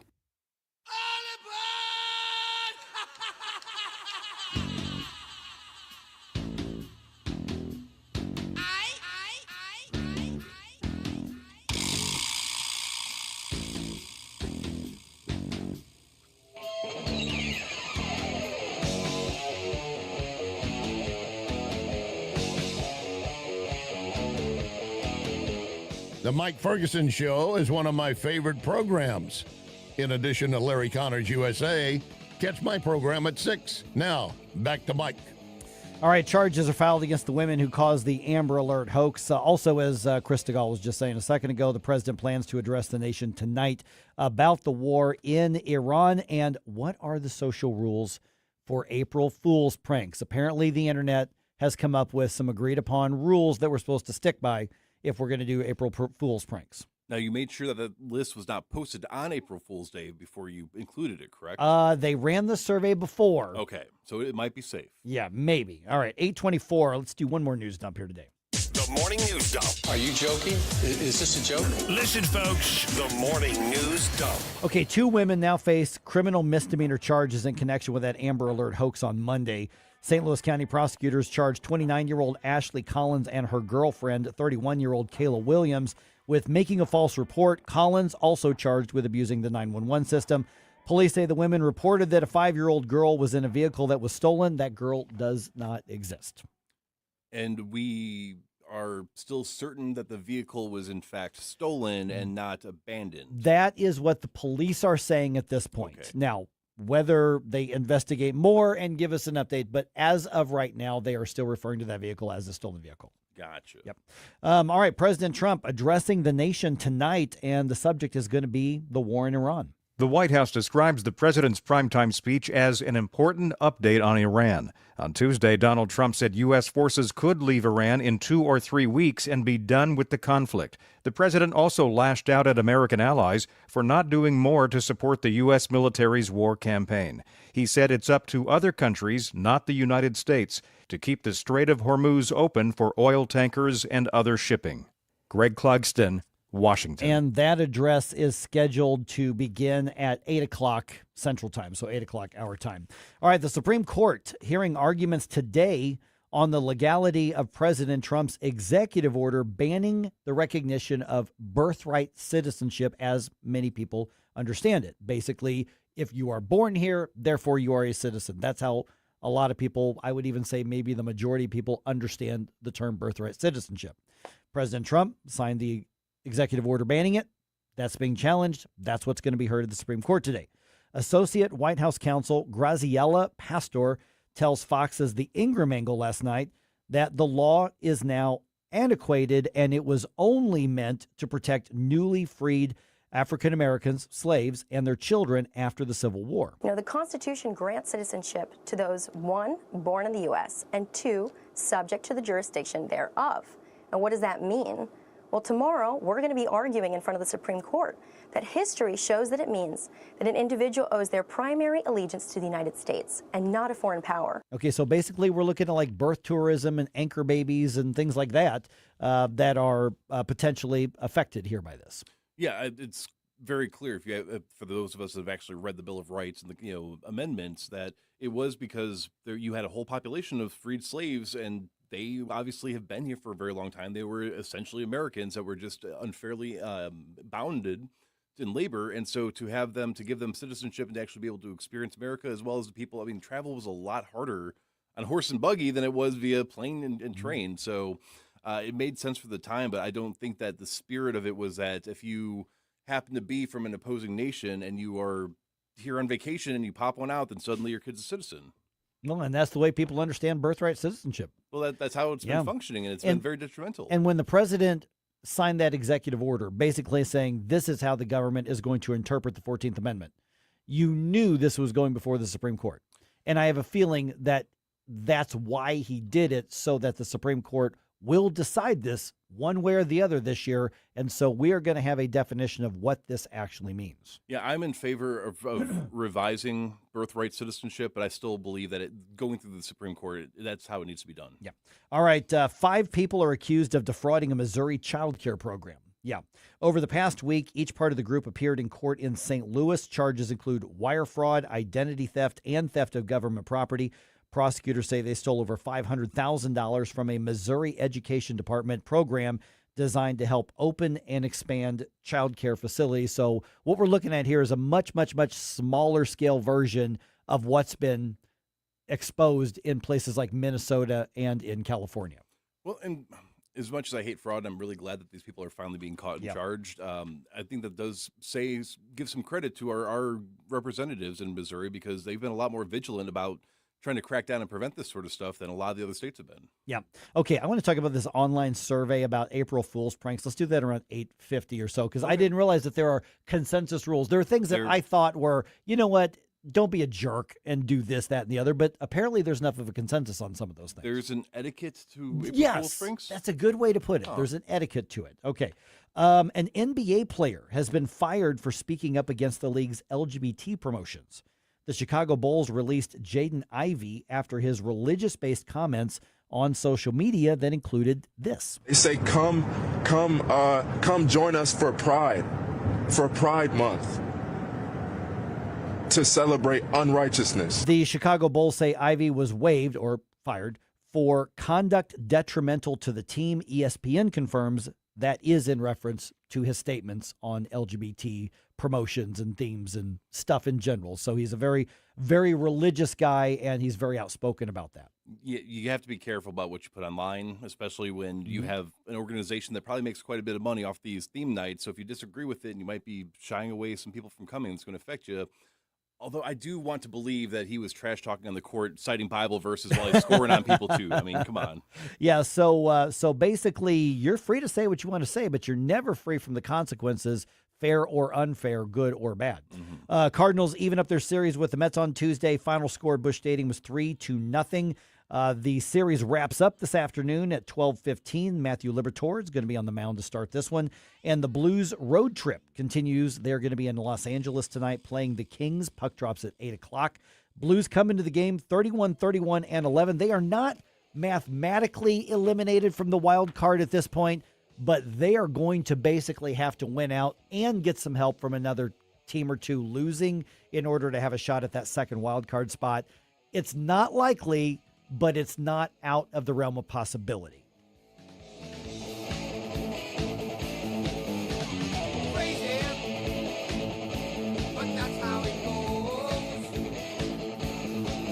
Mike Ferguson in the morning. I have smelled alcohol on your breath. Anything else? No. No. No. Besides my meds. On NewsTalkSTL. From the Michaels Flooring Outlet Weather Center.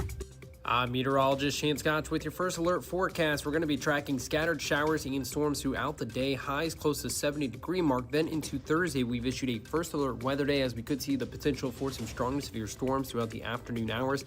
Highs top out close to 80-degree mark into Friday. More chances of isolated showers and storms, 83 by this weekend. Saturday, looking at showers and storms clearing by the late afternoon hours. Sunday for Easter, going to be looking dry.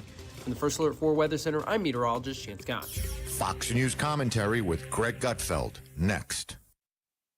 Need life insurance but have diabetes, high blood pressure, or on anxiety meds? If you're a 50-year-old male, even porky, or with type 2 diabetes, $1 million of life insurance may only cost you about $200 a month. For affordable term life insurance, call Term Provider and speak with Big Lou at 800-444-2013, 800-444-2013, or visit biglou.com. Remember, Big Lou's like you. He's on meds too. 800-444-2013. Here's Greg Gutfeld on the anti-Trump No Kings rallies. This is group therapy designed as public theater. And what does it accomplish? It doesn't accomplish anything because, like the very worst self-help, it's self-indulgent. If you were to observe it, you don't come out of it as an outsider and think, wow, that made my day better. I'm persuaded. I look at this is the actual opposite of persuasive. You see this, you go, I don't want to be part of that. The Free Britney movement was more inspirational than this. But it's like it's not about being inspirational. It is about being seen. And that has always been a thing that you hear. I want to be seen. And so more and more of this movement is about your identity, what you decide to be, and it's an expression of self, a tantrum about me. And it was well-funded. For more commentary like this, go to foxnewspodcast.com.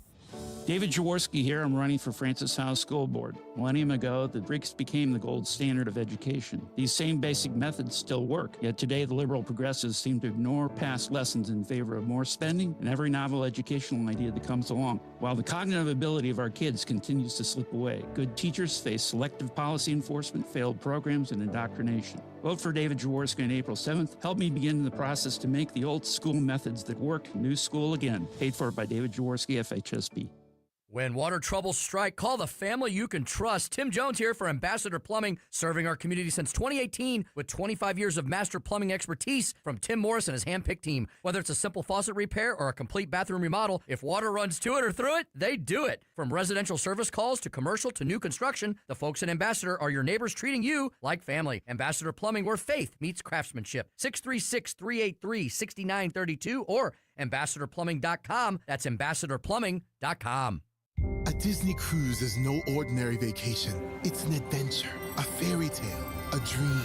Step aboard and discover where favorite Disney characters meet fun for the whole family, where total rest and relaxation meet the ultimate escape and excitement, where a dream vacation meets a magical cruise. Only on Disney Cruise Line, where magic meets the sea. Magic Expeditions will make planning your Disney cruise easy. Reach out at magicexpeditions.com. Number one for live and local conservative talk. I just would like to get your comments on that. I'm so glad that you're on the radio, and I want to thank you for that. I'll tell you why. 1019 and 94.1. I love these people. St. Louis is number one for conservative talk. News Talk STL.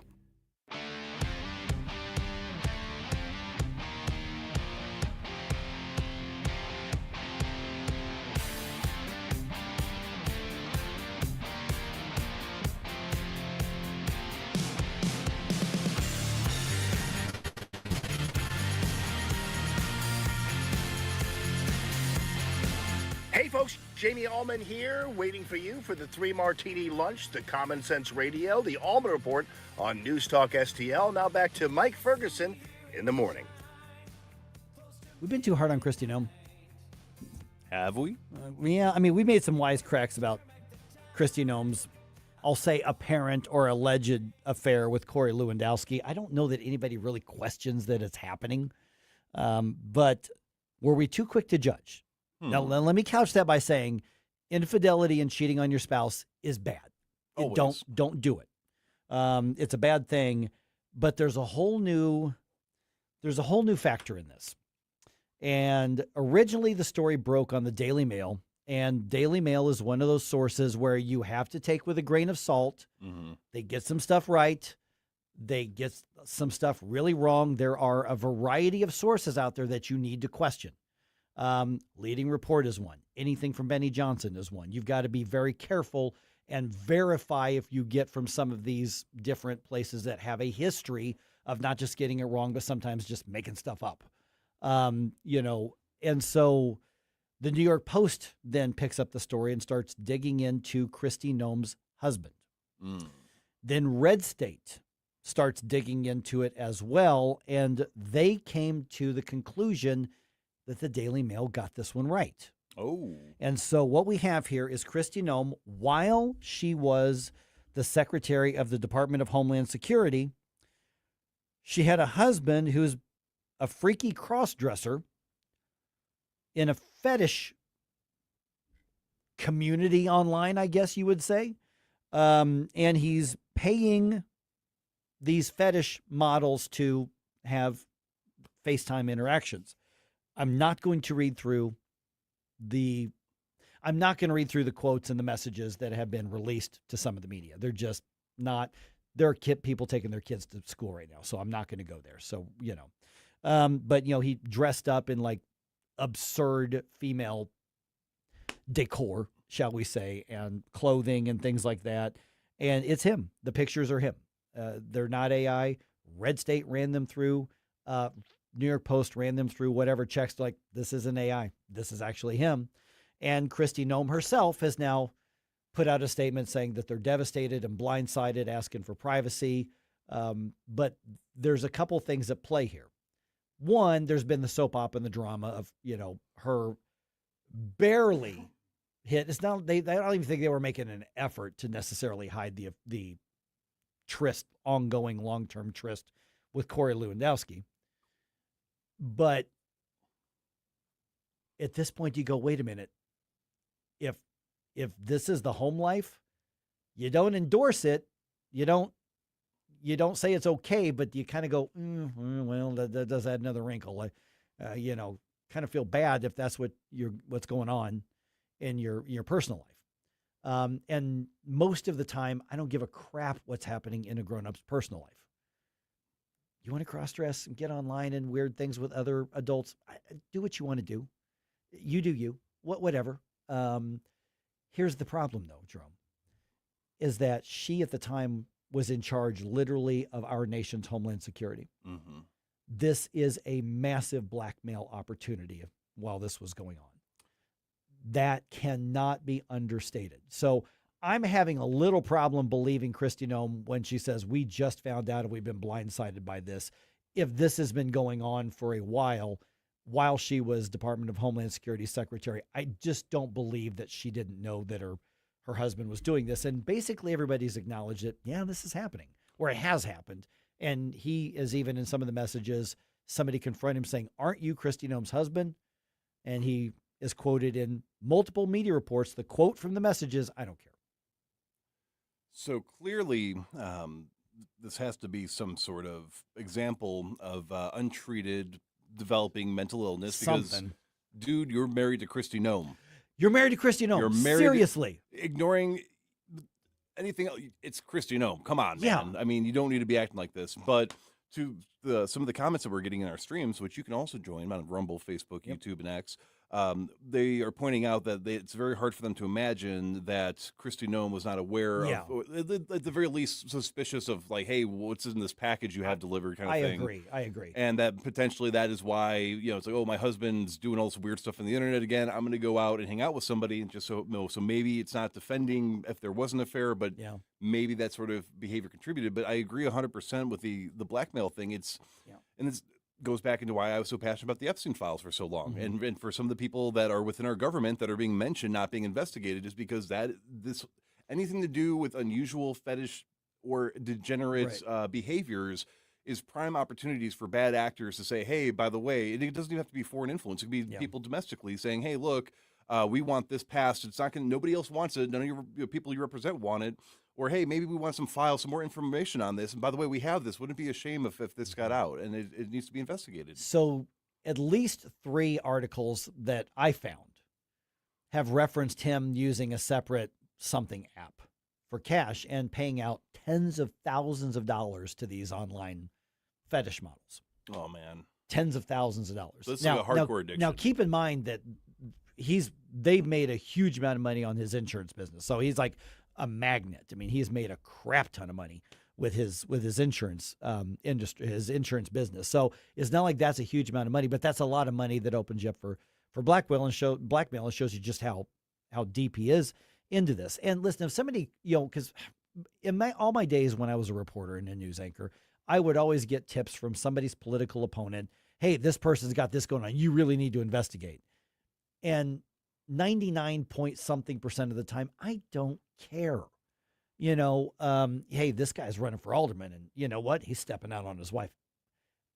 That's sad. If I found out, I would tell him he shouldn't do it, but it's not news. That's his personal thing. Bill Clinton stepping out on Hillary Clinton.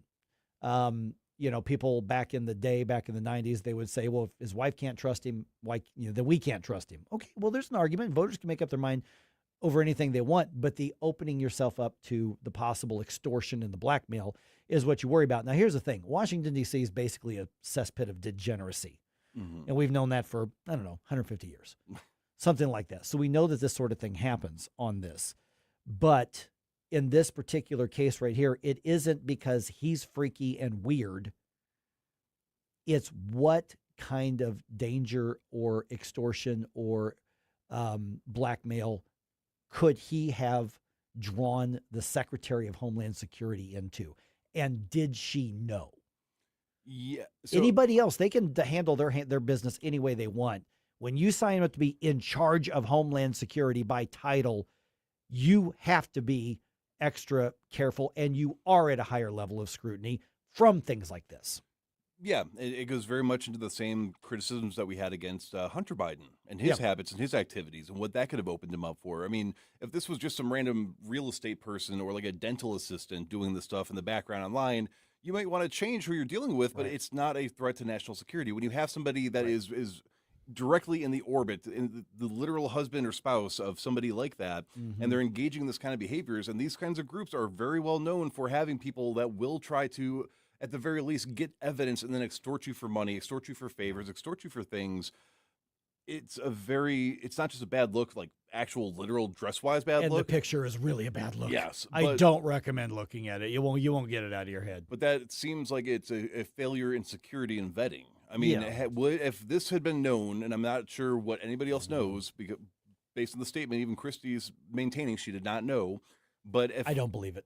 If that had been known that this was somebody behaving like this that would have been related to anybody in the president's cabinet, would that then have changed who the cabinet pick could have been? Because I think it should have, actually. Yeah, and here's the thing. Like somebody, and I apologize, I missed who just put that up on one of the social media comments saying, well, maybe they're just in an open marriage. That's our friend Scooter. Okay, yeah, well, maybe.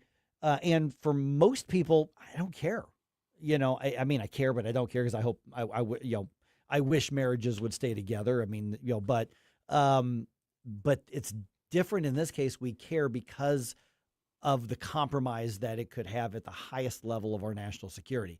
That's why I care about this. Listen, if a state representative and his wife want to go to pineapple parties, whatever. Yeah, not my business. It's really not. If the mayor wants to go do that or the police chief or whatever, if everybody else is an adult, no laws are being broken, nobody's getting hurt, everybody's there voluntarily. I don't have to endorse it. I don't have to approve of it. I don't even have to understand it. None of my business. That's the libertarian in me. When the director of the Department of Homeland Security, the United States Secretary of Homeland Security, has a husband doing something so weird and freaky and fetishy and kinky, and I'm not trying to be holier than thou on any of them. I'm saying is that, hey, moron, you absolutely just opened up one of the most important positions in our government to extortion and blackmail because you wanted to go do something weird and freakish. Yeah, and this has been a common tactic that's been used all the way back, probably even before the Cold War, but definitely during the Cold War by honey Ford. traps. Yeah, but Fang Fang. I mean, Eric Swalwell. So even if it was, because it's called a throuple in my generation, where it's more of an open thing, but I mean, that even if you were consenting to the behavior, the fact that somebody is this involved in it, this obsessed with it, they're spending this amount of time and money on it. Yeah. If it was an open thing and then this person gets lured to the wrong group, the next thing you know, people succumb to all sorts of things in these communities. Yeah, because I first saw this and I thought, oh boy, this is salacious. Do I do this? Do we have the yuck jokes on the whole thing? Well, yeah, I mean, there's to some degree, because we've laughed about the fact that in Washington, D.C., in the political circles, nobody really questions that she's got a fling going on with Corey Lewandowski that is outside of her marriage. And it's not cute. I mean, it's infidelity. It is what it is. I mean, but that's between her and her husband. Does that something that could be extortion? Well, they're not really hiding it. I don't know. This kind of thing, it isn't because he's doing something weird and non-mainstream. It's because he's doing something that really could have presented a danger. Now, I don't know if that had anything to do with Kristi Noem being shuffled out the back door on this. I have a feeling there was just a lot of discontent with her in the Trump administration. But this is the kind of thing where how do you miss this in the vetting process? And I just don't think there's any way that she or others didn't know about this. I don't think the Daily Mail got the scoop before our national intelligence did that's spying on all of us right now. Yeah. Much better use of that time would have been hanging out with us on Fridays for Flashback Friday. Yeah. Instead of talking to internet weirdos, we're kind of internet weirdos. We are weird, but so that's us. Instead of engaging in that sort of behavior, you know what you could do? You could send me your 80s Flashback Fridays themed bump music. So any song that was on the charts in the 80s, go ahead and send it to me, Jerome, at NewsTalkSTL.com, and let me know when you listen so you can actually hear it. I just saw Scooter said, on a scale of 1 to 10, will this lead to a divorce? 10 being papers have been filed, 1 being they're committed to their marital vows. What's 11?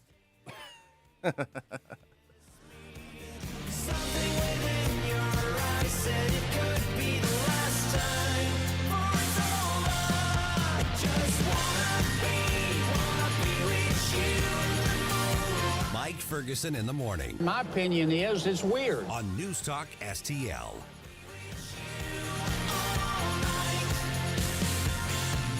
One in 4 women will have an abortion before the age of 45 in this country. That's the tragedy we must work to stop. Mike Ferguson from The Morning Show here, and that is why Reach Reproductive Health is here, to empower parents to save the lives of innocent children and to see these families come to Christ. And you can be a part of saving and changing lives. So pray and visit outreachforlife.org to learn more, volunteer, and donate. That's outreachforlife.org.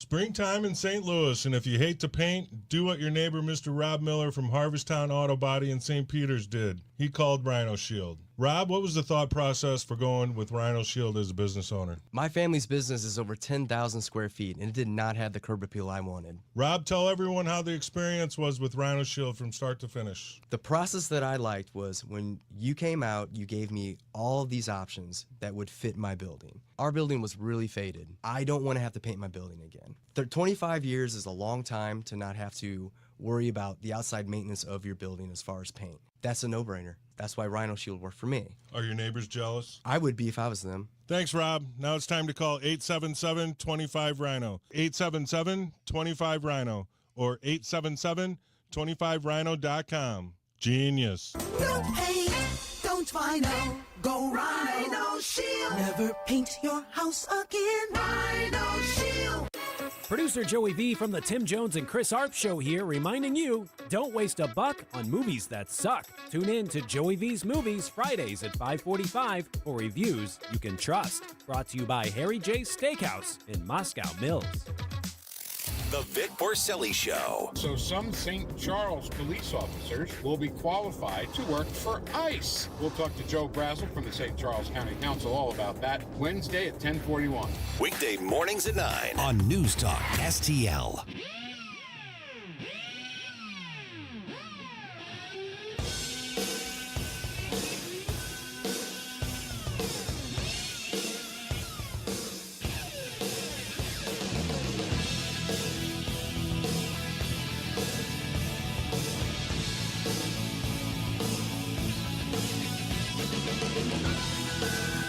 Hi, it's Vic Porcelli. And Ken. Hi, Ken. Hey, Vic. Ken and I are on every Monday through Friday here on News Talk STL. Right now, you're listening to Mike Ferguson in the morning on 101.9 and 94.1 News Talk STL. Whoosh, my morning people. There's an internet conversation about everything, I think. Oh, yeah. Including April Fool's Day.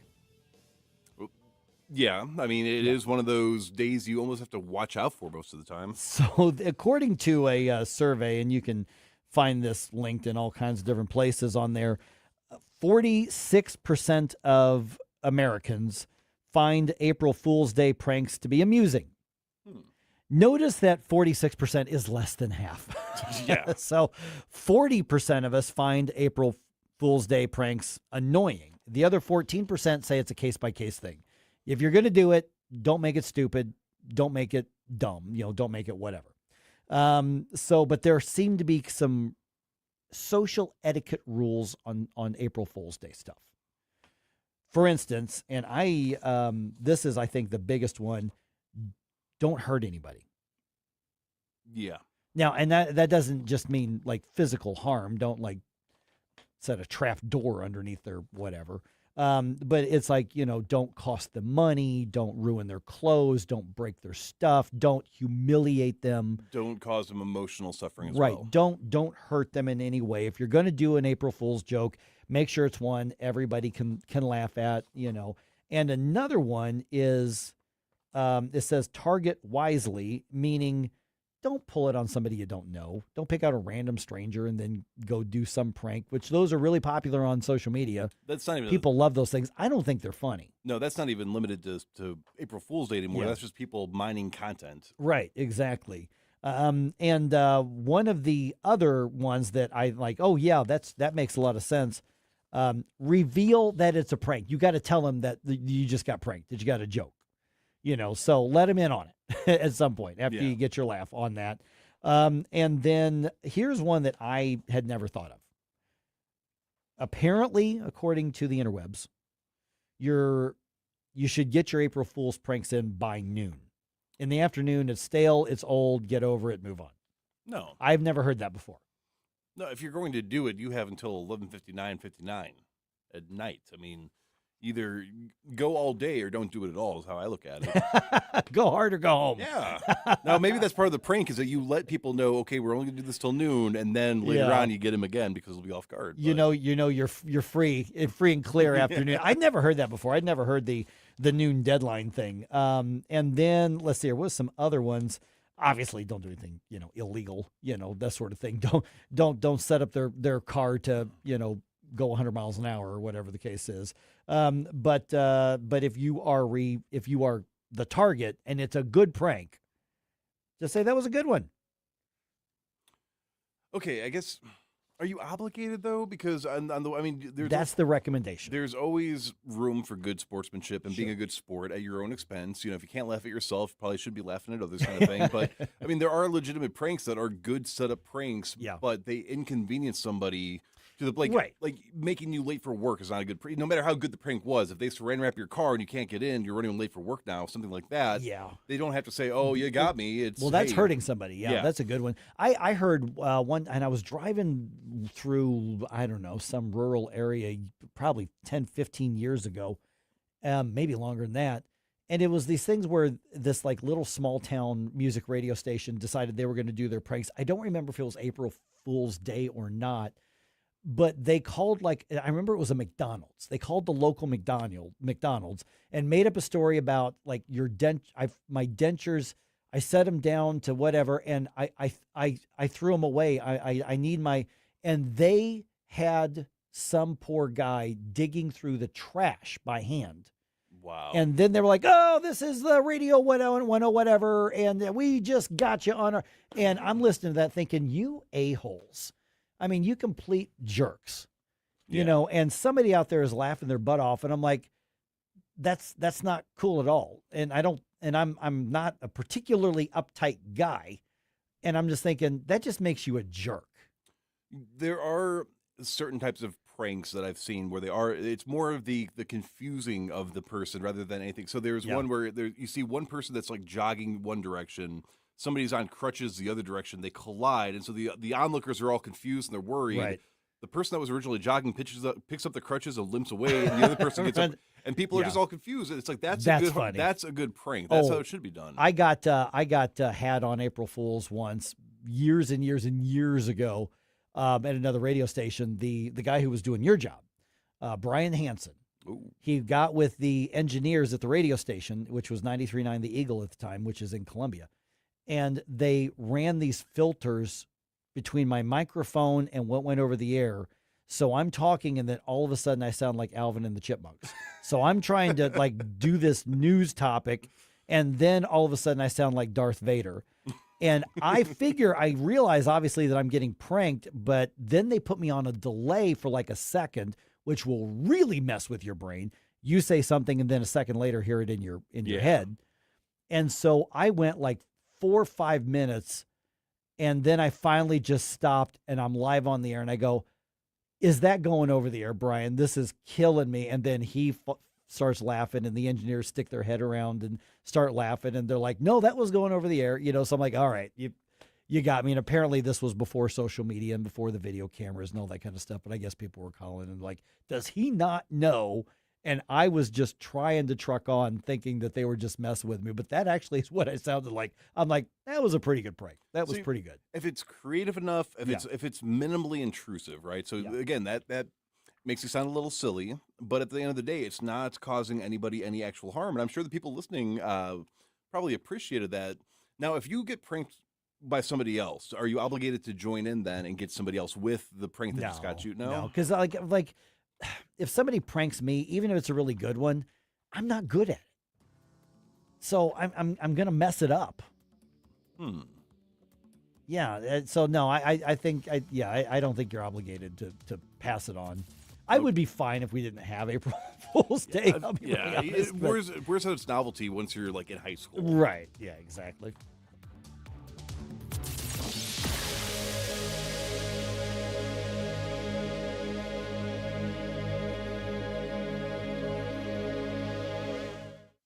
This is Tony Colombo, and my favorite